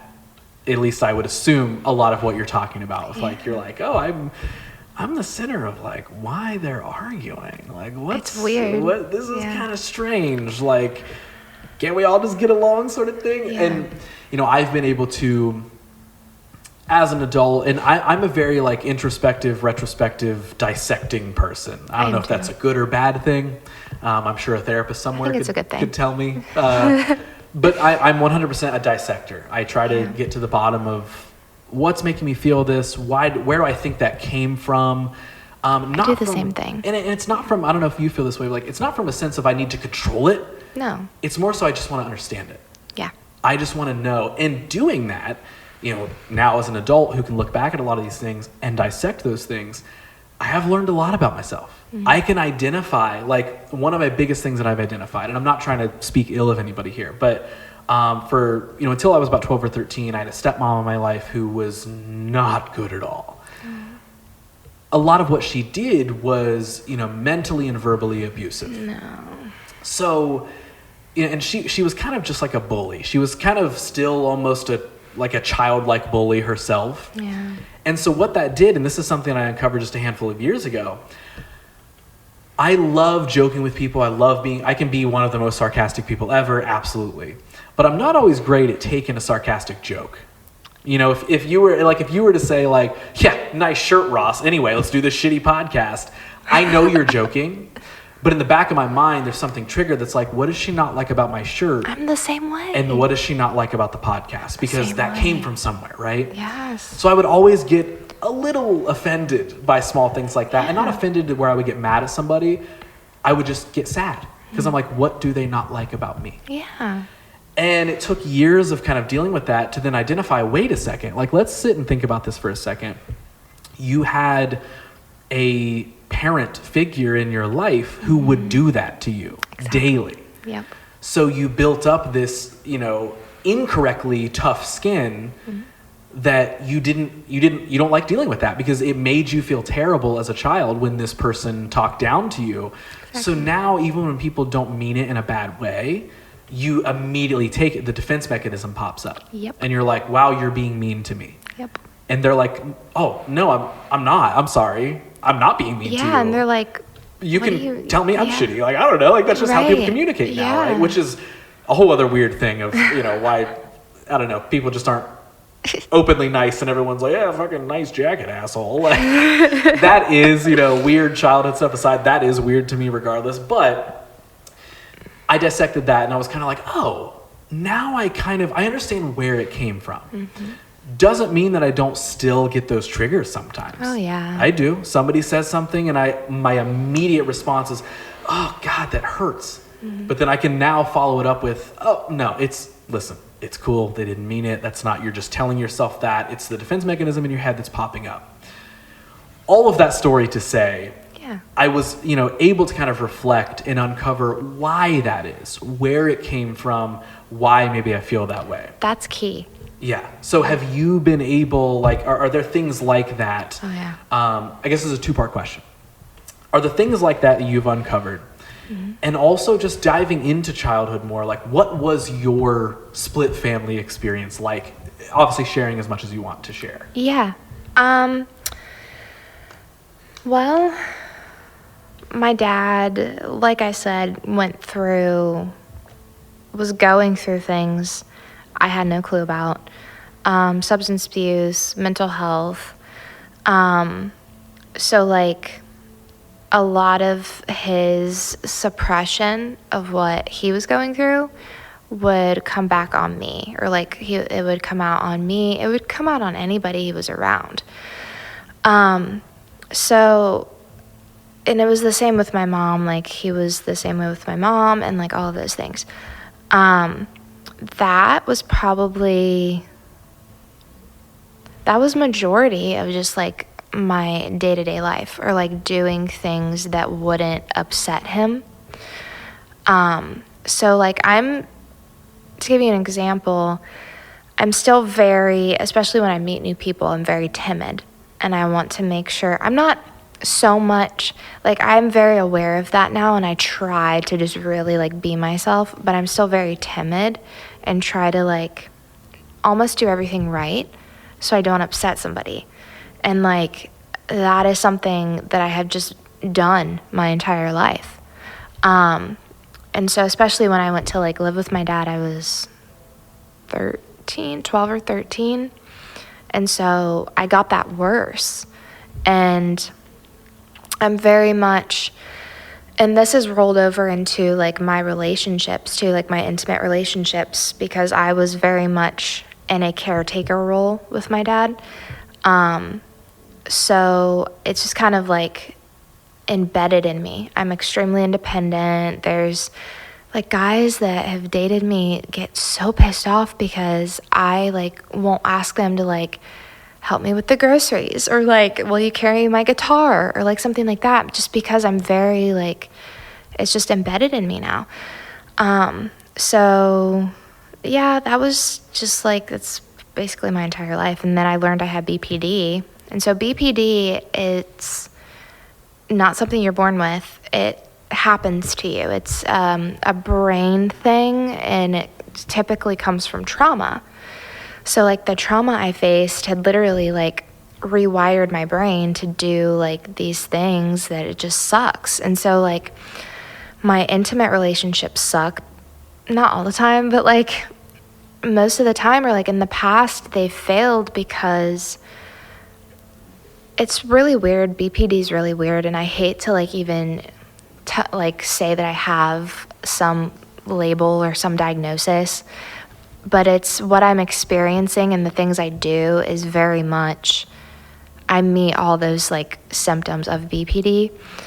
So like fear of abandonment, like that's huge for me. But it's weird because I'll get that way, but then as soon as I like sense it and I feel like it's happening, I shut down, and it's like no emotional responses. I don't care about you anymore. And it's like this detached thing. And so like there's that I deal with. There's getting like really upset really easily. I learned I also have PTSD now, which like plays in with BPD. But there's that. What else? There was another thing. Oh, it's very, very strange. This is like the weirdest symptom of all. And it's not like a huge concern because it's very slight, but I'm able to recognize it. But like, it's certain times in the month. So right before like I start my menstrual cycle, I'm sorry if that's TMI. No, not at all. Not at all. But, and it's a scientific, and like I've researched all of this stuff, but your trauma brain is actually more, what's the word? Like it's revved up even more. Like more prominent? Yeah, it's way more prominent, like right before you start your menstrual cycle, Okay. or your period or whatever. So one thing that surfaces heavy, and this is like when I'm dating, like I'll say like I'm dating somebody and they don't text me in the morning like they usually do. And then I'll freak out, and then I'll read like every text message after that we have, and then I'll be like, see what you did there? Like you totally didn't mean what you said, or like you totally don't even want me anymore, and like we should just break up. And then it's just like insane.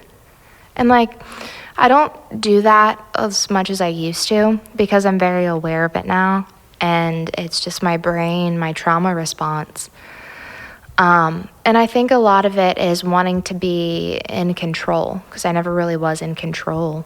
So that too. But then also, like, I don't want to just blame me. Like, I don't want to blame everything on BPD either. But it's a very much like a real thing, and I do deal with that stuff.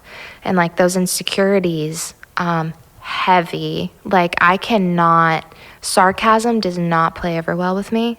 It just doesn't. Like I'm very, not everything that is said, but like certain things will be more triggering than others. So yeah. And again, like we talked about earlier, the importance is becoming aware of all of those things. Right. And learning how to balance them. It's not getting rid of them. It's not pretending they don't exist. It's not solving them instantly with one different change of anything. Right.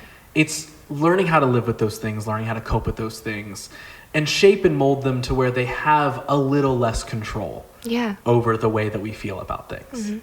That, again, 100%, I think, is the most important thing. And I do think it's great that, like, you can sit here and, like, I don't know, you can sit and you can explain all of those things, and you can take ownership of all of those things, and sit and say, like, yeah, these are some problems that I have, and yeah, I don't know if they're ever really going to go away, but this is what I'm learning about them. This is what I'm aware of what I can control over them and how to get better with those things, because I think that that's like all that anyone can try to do with anything.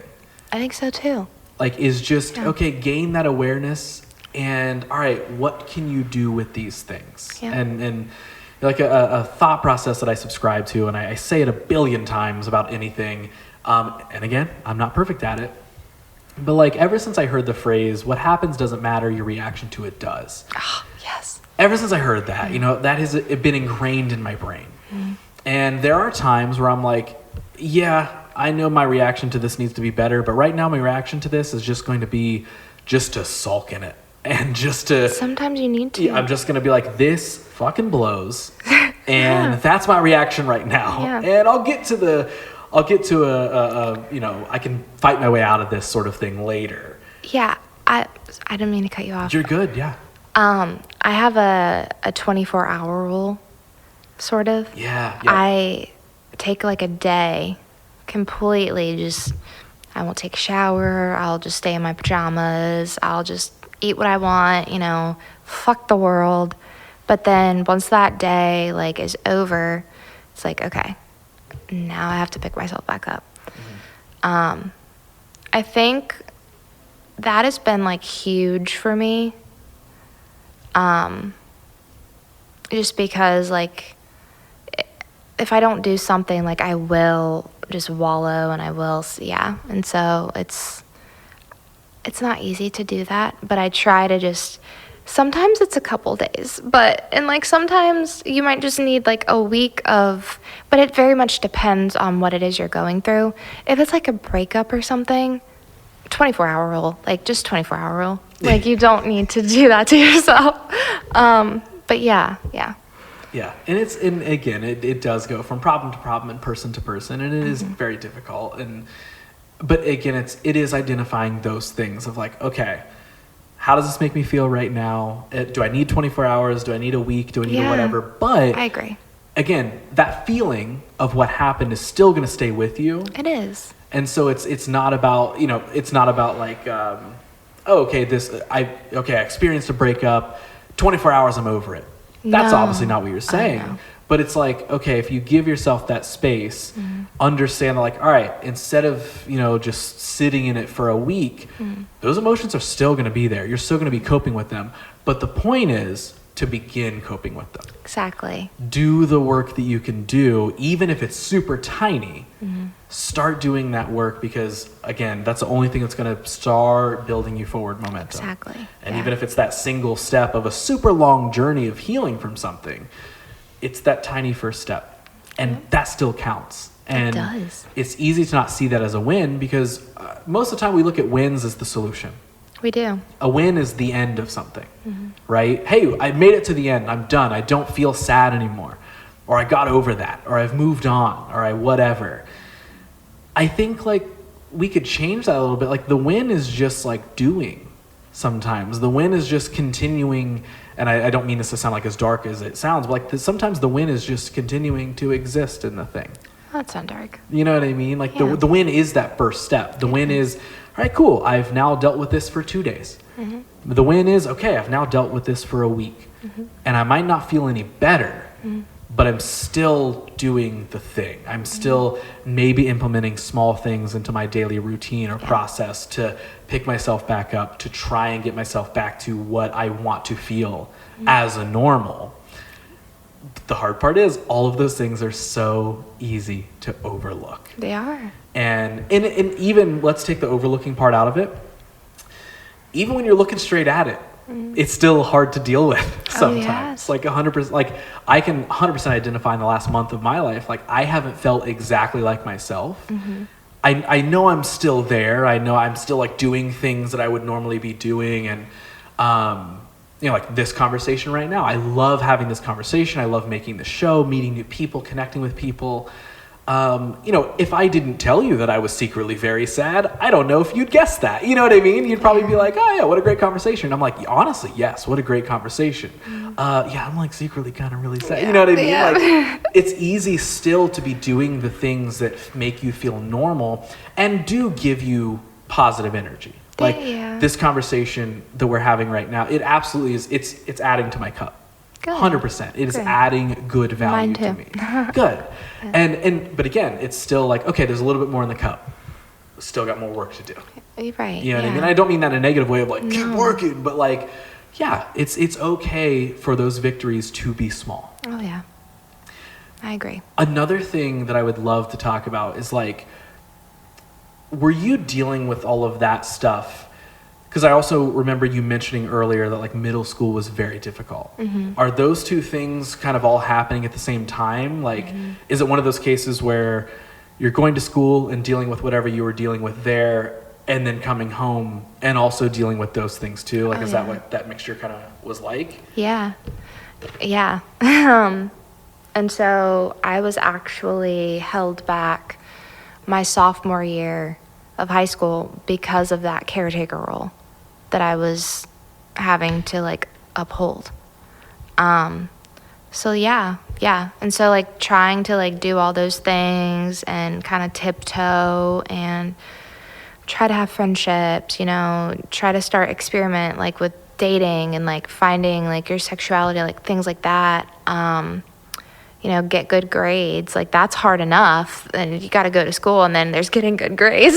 Right. And then like you can go to school, but yeah, and it's just But like I said, it was very much worse after it was probably like freshman year of high school. That's when things started really like just getting like super fucked up. And plus like those are like the worst years. Like you're so, I mean, Yeah. Being a teenager is just difficult in Yes. general. And that's even why I ask a lot of those things too. Like in those years is when we're slowly starting to uncover like, okay, this is kind of who I am, or this is who I want to be. And then you also have the pressures of do well in school. Yeah. And then sometimes the different levels of pressure of what are you going to do after high school and time to enter adulthood. that, and yeah. you got to be this and that and blah, blah, blah. While you were going through that, like you had music, right? During that did. time, like you had discovered it. You had kind of leaned into it. At that point in time, like, was it still, and if this is the wrong term, obviously be like, no, that's not really what it was. But like, were you still kind of using it as a bit of an escape, like an artistic escape? oh yeah, Or definitely. when did you start to kind of identify like, wait, this is maybe a big form of who I am and maybe a part of my identity. This is something I want to continue to grow into and maybe take a little bit more seriously of like, hey, I'm using this to maybe cope. But now I can see how this can actually be more than just, high school girl goes home and writes a, thing on guitar or something, I would say I was probably like 15 or 16. And it really kind of like has just, because I was getting known as like, oh, that's the guitar girl. And like, it was just, yeah. And so that's when it really started like becoming a part of me. Okay. Yeah. And so like when you're, like what's moves when you get out of high school? I know that's a very specific question, but like, I can't remember if you said, like, did you go to college or anything? Like, did you? Yeah, well, Okay. I was going to see State. I haven't right. finished that degree yet, though. Mm-hmm. But I was going there for exercise science. That's right. Mm-hmm. Okay. And so, like, was that just something that you were like, I am interested in this and I do want to pick this up and maybe this will be my Yeah. career choice? Or was it like I feel like I should do something sort of thing? Or I think it was the latter. It was like, Okay. maybe I should, like, do something that's actually gonna, like, get me somewhere. Because, like, coming out of that and, like, moving out of my dad's, I didn't have an identity. I had no friends. I had no job, just nothing. And every decision that, just basic life things like, do I want real milk or do I want almond milk? I could not choose because I was so like codependent on him. So it was so scary because like every single decision was like the wrong one because I was always making the wrong decision according to him. So there was that, and then I had nothing. And so it was kind of like, well, kids my age are in college, and I really I don't feel like playing music, and this probably isn't even something that I'm good at. And just like things like that, like very like self-doubt. Like I just doubted myself. I did not believe in myself at all. No self-esteem. So I'm like, well, maybe I should just get a job and then go to college. So I suck at math. Like I said, like I'm awful at math. So I was going to go for the vet tech program. I guess they have a really good vet tech program there. I could not get in because I just could not pass the math. There's like a math test and like a science thing at the beginning to where if you pass it, you'll get into the program. I couldn't do it.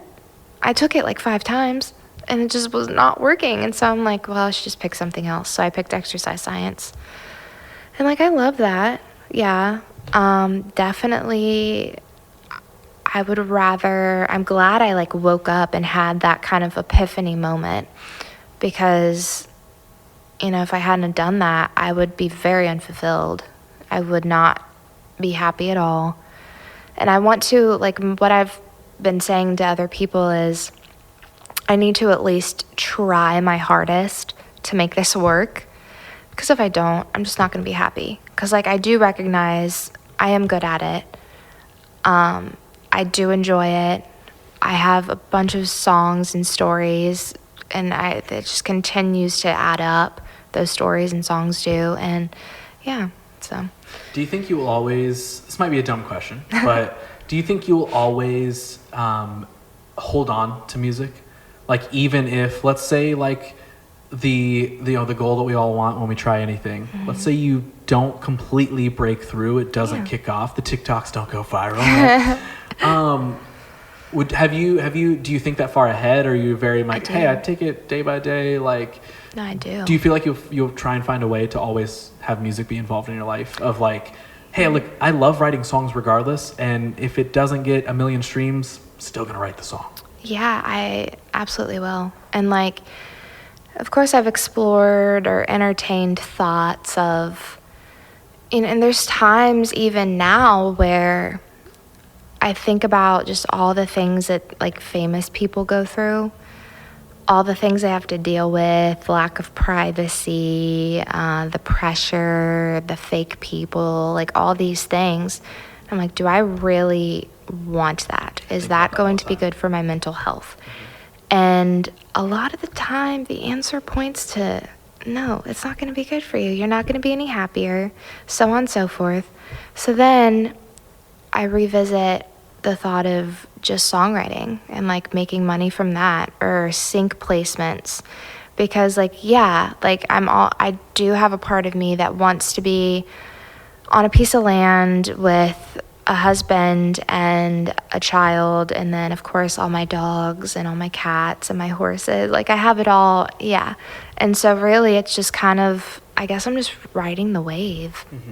But yeah, music's always gonna be a part of me. It's my therapy, because that's what it was when I first picked it up.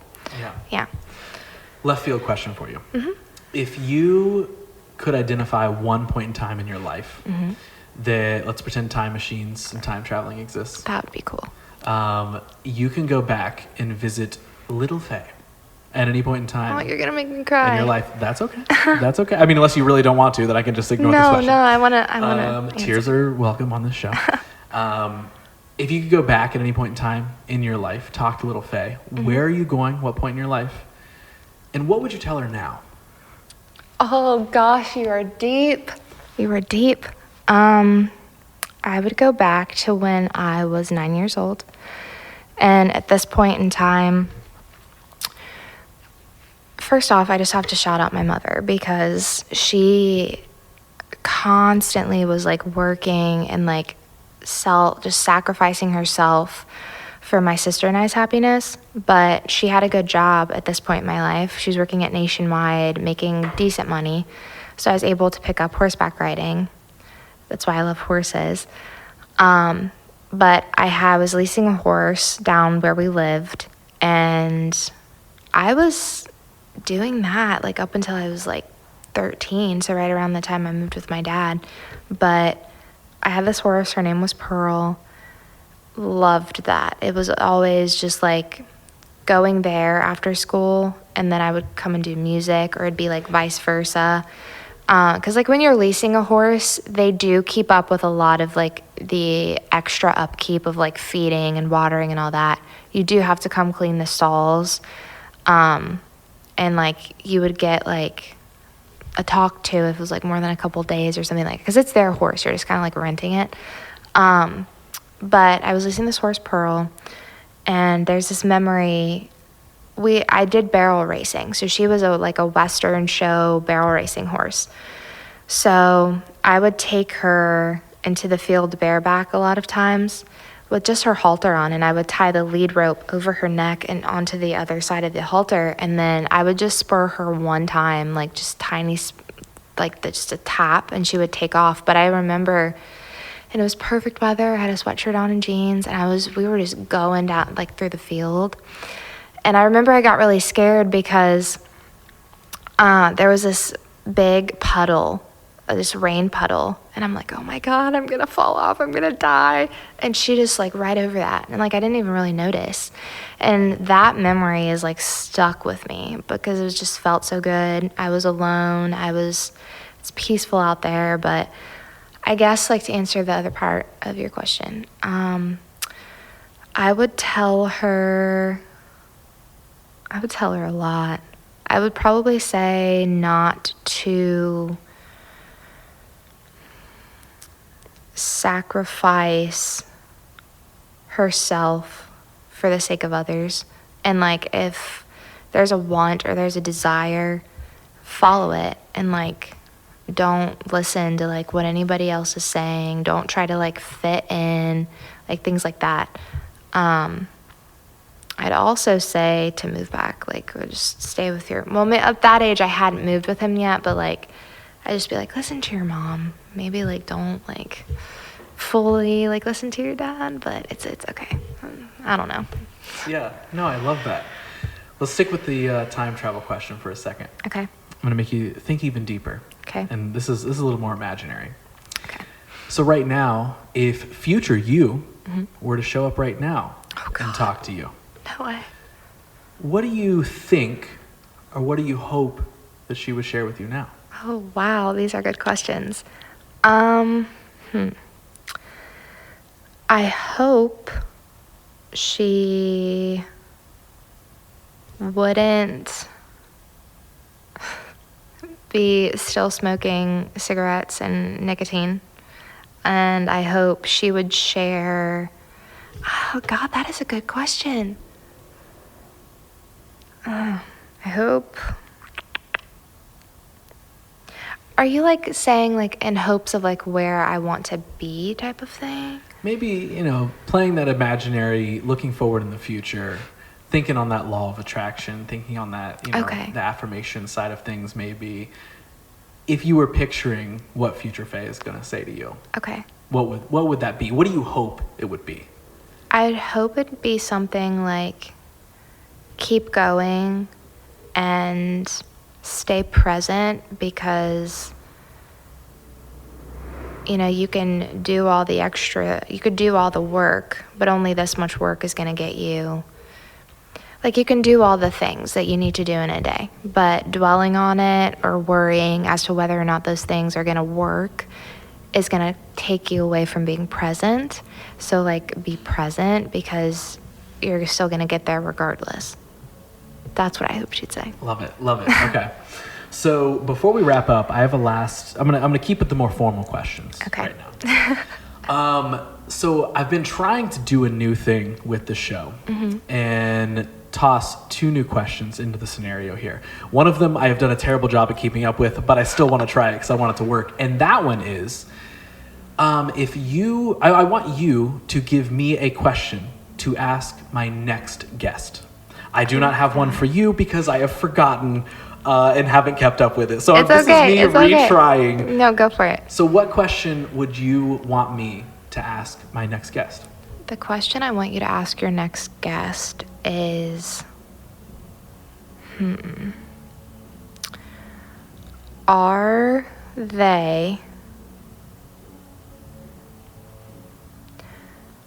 doing at least something It could be anything. Like one thing a day that is truly like makes them happy. Are they doing that?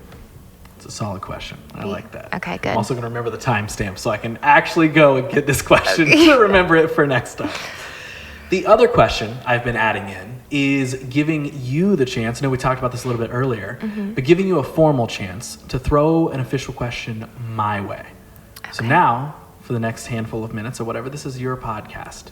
Okay. You get to ask me a question. What's something that you want, if there's anything that you want to ask me or you want to know or whatever, you can throw the question my way now.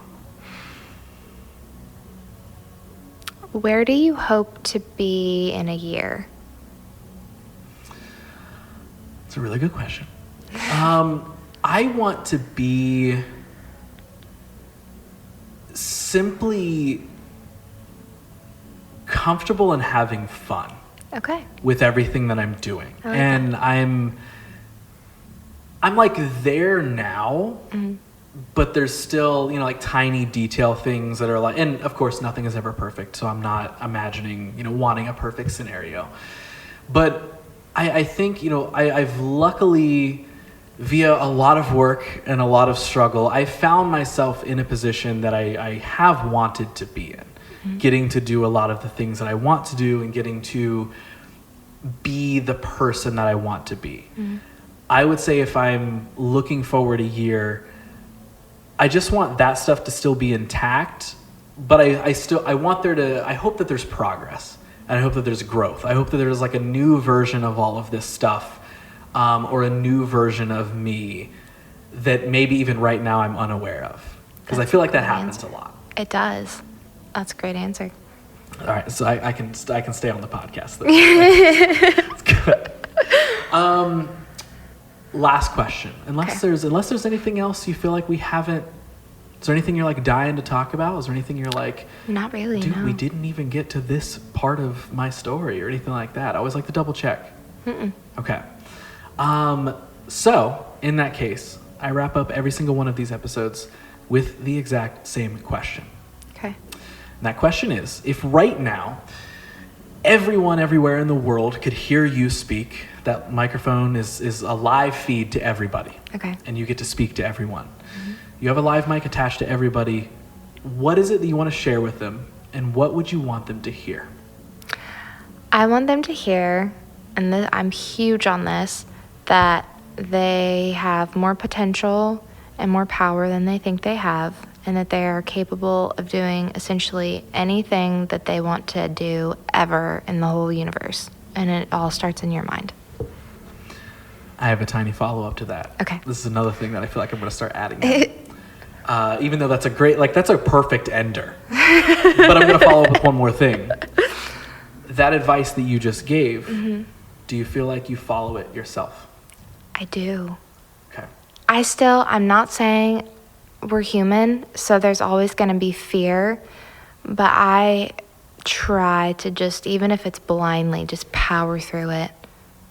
Like, you got to power through it, because fear is like, it's kind of like glue. Like, no, it's like quicksand, almost.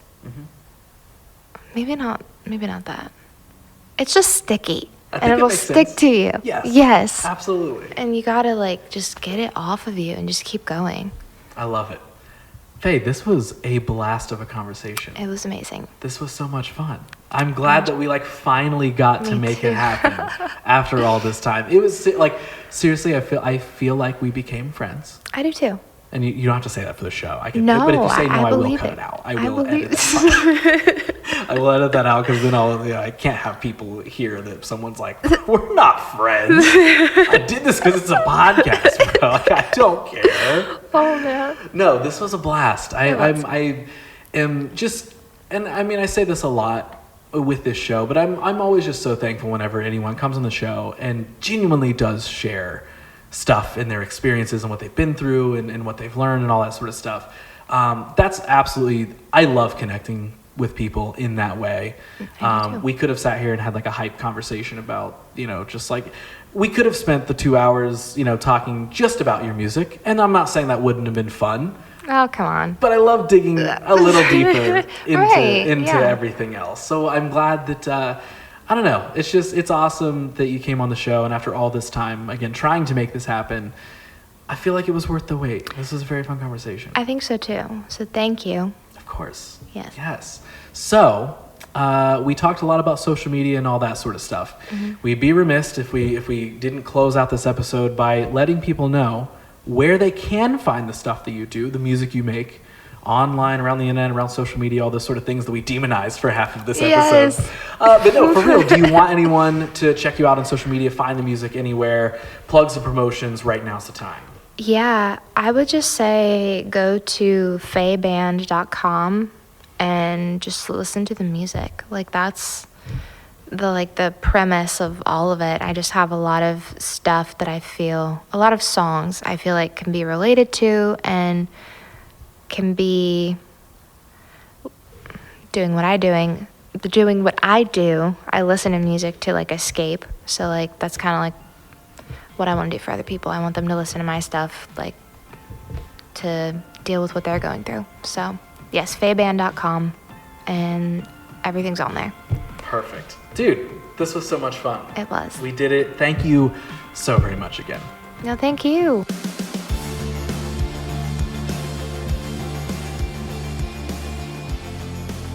Okay, so glad that Faye and I could finally align schedules and make this episode happen. It was genuinely such a fun chat, so thank you to Faye for being on the show. If you want to know more about her, if you could get to know her any better after, I don't know, a 2-hour conversation, or if you do want to check out her music or simply keep updated with her in general, you can find and follow her at Faye Band all around the net and social media. Of course, I also urge you to please follow the show at WYDH Pod. If you really want to help out and support the show a little further, you could do that by hitting the follow or subscribe button on whatever platform that you're listening to this on. It would also be cool if maybe while you're there, toss up a rating or review, give us some stars, leave a comment if you really like what you heard. If you want to watch all these episodes in video forms, whether it's the full-length story episodes like you just listened to or the shorter topic-based 15-minute episodes, find all those over on my YouTube channel, my personal YouTube channel. It's youtube.com/Ross Tyson. Do all the things that genuinely, truthfully helps so much more than you may know. And of course, one last reminder to check out this week's sponsors. First, our brand new one, River and Rich. They're making a really freaking cool place to live. So if you want any info on that, if you want to go check out what they're doing over there, you can visit them at riverandrichcolumbus.com. And of course, also, there's plenty of shows coming through Columbus all the time, and a lot of those shows are brought to you by PromoWest Productions. So if you want info on any of those shows or to check in to see what's coming through town or to snag tickets, for tickets, you can visit AXS.com, or for more info in general, you can visit PromoWestLive.com. And of course, shouts to one of our other new sponsors, Ingram Audio. They're aiming to make your process of making music more simple and more streamlined, and they're doing that with their brand new product, the Producer Kit. So visit IngramAudio.co for purchase details and any other info that you want. So there it is, 72 episodes in the books. So freaking cool, so freaking fun. I hope you had fun listening. I hope you dig it. I hope maybe you stick around for more because, I don't know, whether you liked it, whether you didn't, whether you turned the episode off before you're even getting to this part, or if you're listening as I ramble here at the end. And I always often wonder who does listen all the way to the end. But hey, if it's you, guess what? I'm going to be back next episode with a brand new guest that you may or may not know of. But they're going to be sharing a story that I guarantee you for sure never heard.